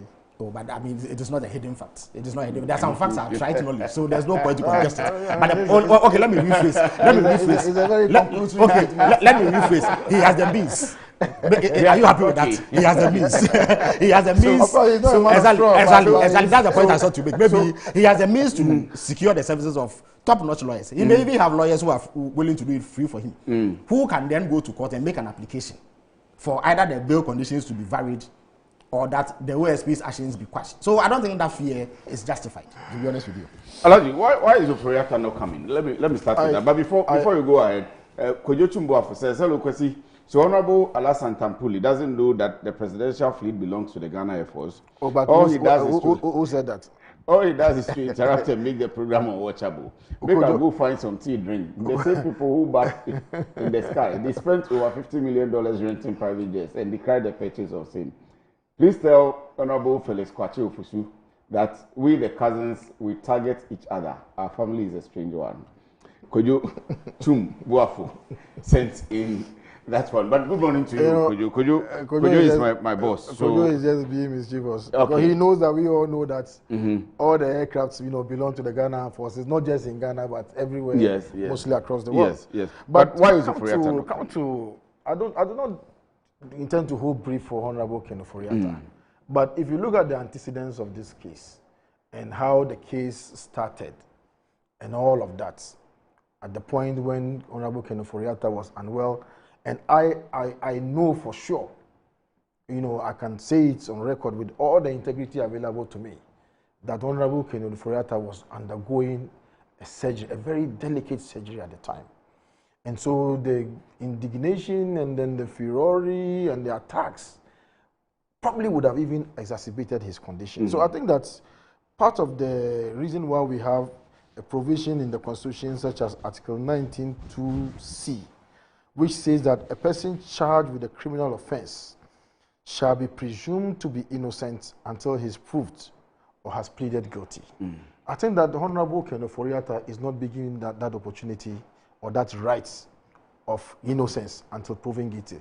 He has been proved guilty until he proves his innocence. You see, this case is a very straightforward one, and I do not intend to go into the merits of the case because some aspects of the case, touch and concern some areas that I superintended when I was at the NPA. You understand? Not that I am under investigation, but there are some aspects of my work that I did which, comes close to what they were doing. Okay. That's, so I do not intend to go into the merits. But what it is that we have this legal mutual assistance acts that Ghana has, passed as law. And it binds countries such as the United States, who is a signatory, all right? And that is where Ken Ofori-Atta is. You do not necessarily need an accused person to be within the jurisdiction to try the person. You do not necessarily need. In fact, you can do so through video link. And there are copious provisions in the Legal Mutual Assistance Act that you can trigger. And you can even put him in the care of the host nation so that wherever the person is, you have visibility. You can have video link with the person. It is provided strictly in the act. So you don't necessarily need the person, to take him through the. But I think I agree with Honorable Felix Kwakye Ofosu that the mark shots, I don't think that, they are taken for a certain purpose. In the event that the person absconds, then you can use the mark shots to publish across the world for everybody to know that this person is a fugitive. But the people are standing trial. You understand? Now, that was even done before the charge sheet was filed. So all material time, they were just suspects or persons of interest, as the law would, specify them. So I do not think that so there's a presumption of guilt as far as this case is concerned, before you are proved innocent. So I think that Honorable Ken Ofori-Atta, by my interactions with him, doesn't look like he's somebody who is fleeing away from justice. And I believe at the right time, if they speak with his counsel, and in this case, this is Frank Davis, he will be able to, give them some indication as to when Honorable Ken Ofori-Atta will make himself available. In any event, there are 7 accused persons. You understand? There are 7 accused persons, and if you go to the courts, you will find that a lot of people are being tried in absentia. The reason why we are having this discussion is because it's Honorable Ken Ofori-Atta, but there are a whole lot. Even the MPA case, I think there is one. You go through other cases and you find that there are some people who are not within the jurisdiction and they are being tried in absentia.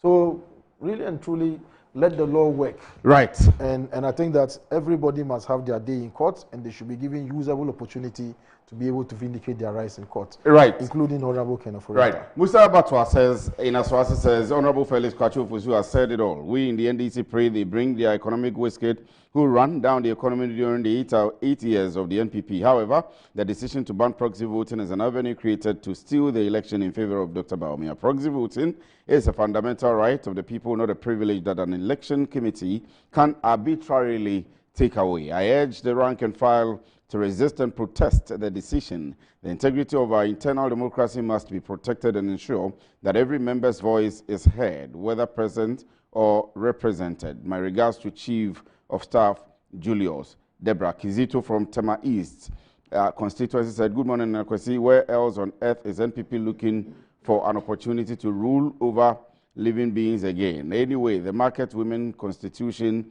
in which they didn't contribute in drafting it, still gives them an opportunity, but they shouldn't dream of it or to becoming rulers again in this country called Ghana. Dr. Bawumia can't even lead NPP, not to talk of Ghana as a whole. The NDC has never put in any economic team, and the government is doing well without the big names Dr. Bawumia mentioned during their conference at the Physicians and Surgeons College.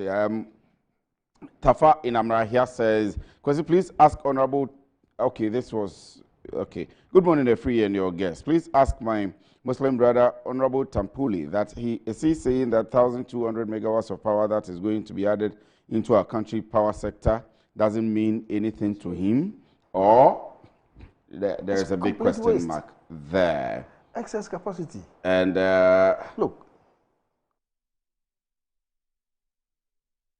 Well, let's see. Okay, so I have some on the greatest legacy in the history of Ghana is free SHS, free TVET, and free STEM education. And it was done by the best president, Nana Addo Dankwa Akufo-Addo. Nyako Kate sent in that one. Let's see the next one. If we do, the NPP micro-minority is strategically concentrating on the presidential jet because they don't have anything negative to say about the budget. They will remain in opposition for a long time. That's Abraham Dantata. Eric Jeff Teria says, but Felix, your boss in 2016 lost by almost 1 million votes, but managed to come back to win in 2024. And Felix Eboa-Ohimi says, MPP does not want our securities to be strong and alert so that the NPP can create fear and panic in the country. Felix Eboa.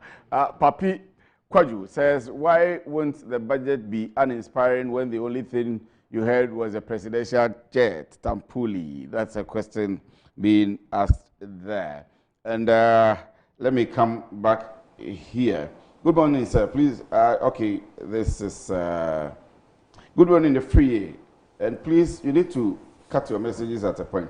Treadles says, good morning, the free to your cherished viewers. It's quite interesting once again to hear from the OSP concerning the prosecution of Ken Ofori-Atta and others. I'm of the view that the OSP is very sluggish and it's not helping matters. The NPP administration that just left power were very corrupt.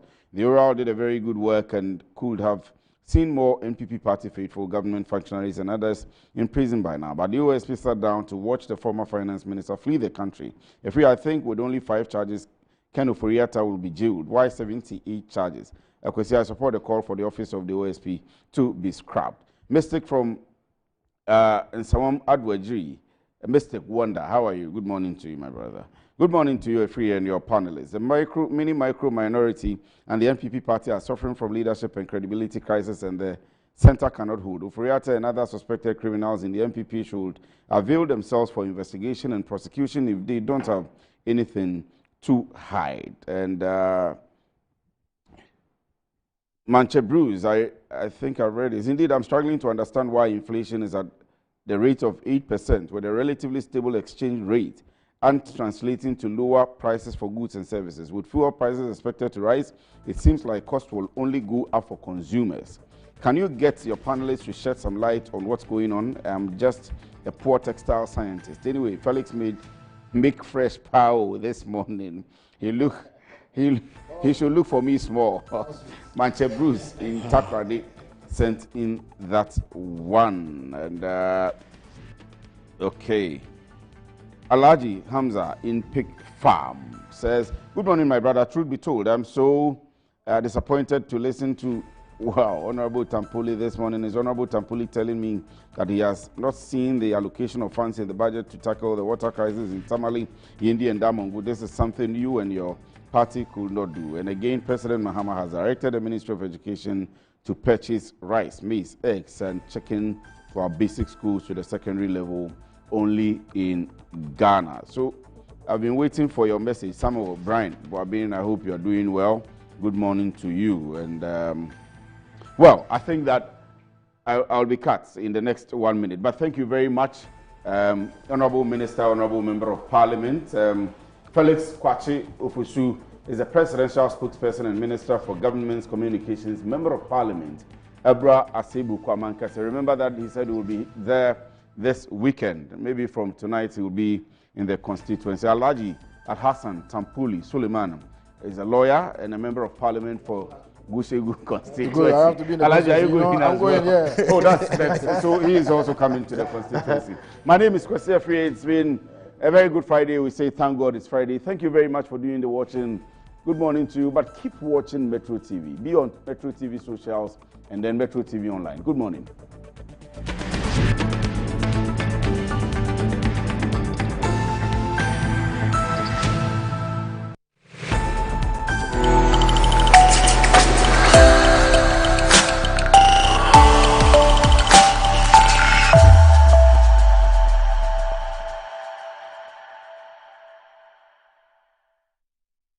I'm Hilde, and on behalf of the Ghana Netherlands Business and Culture Council,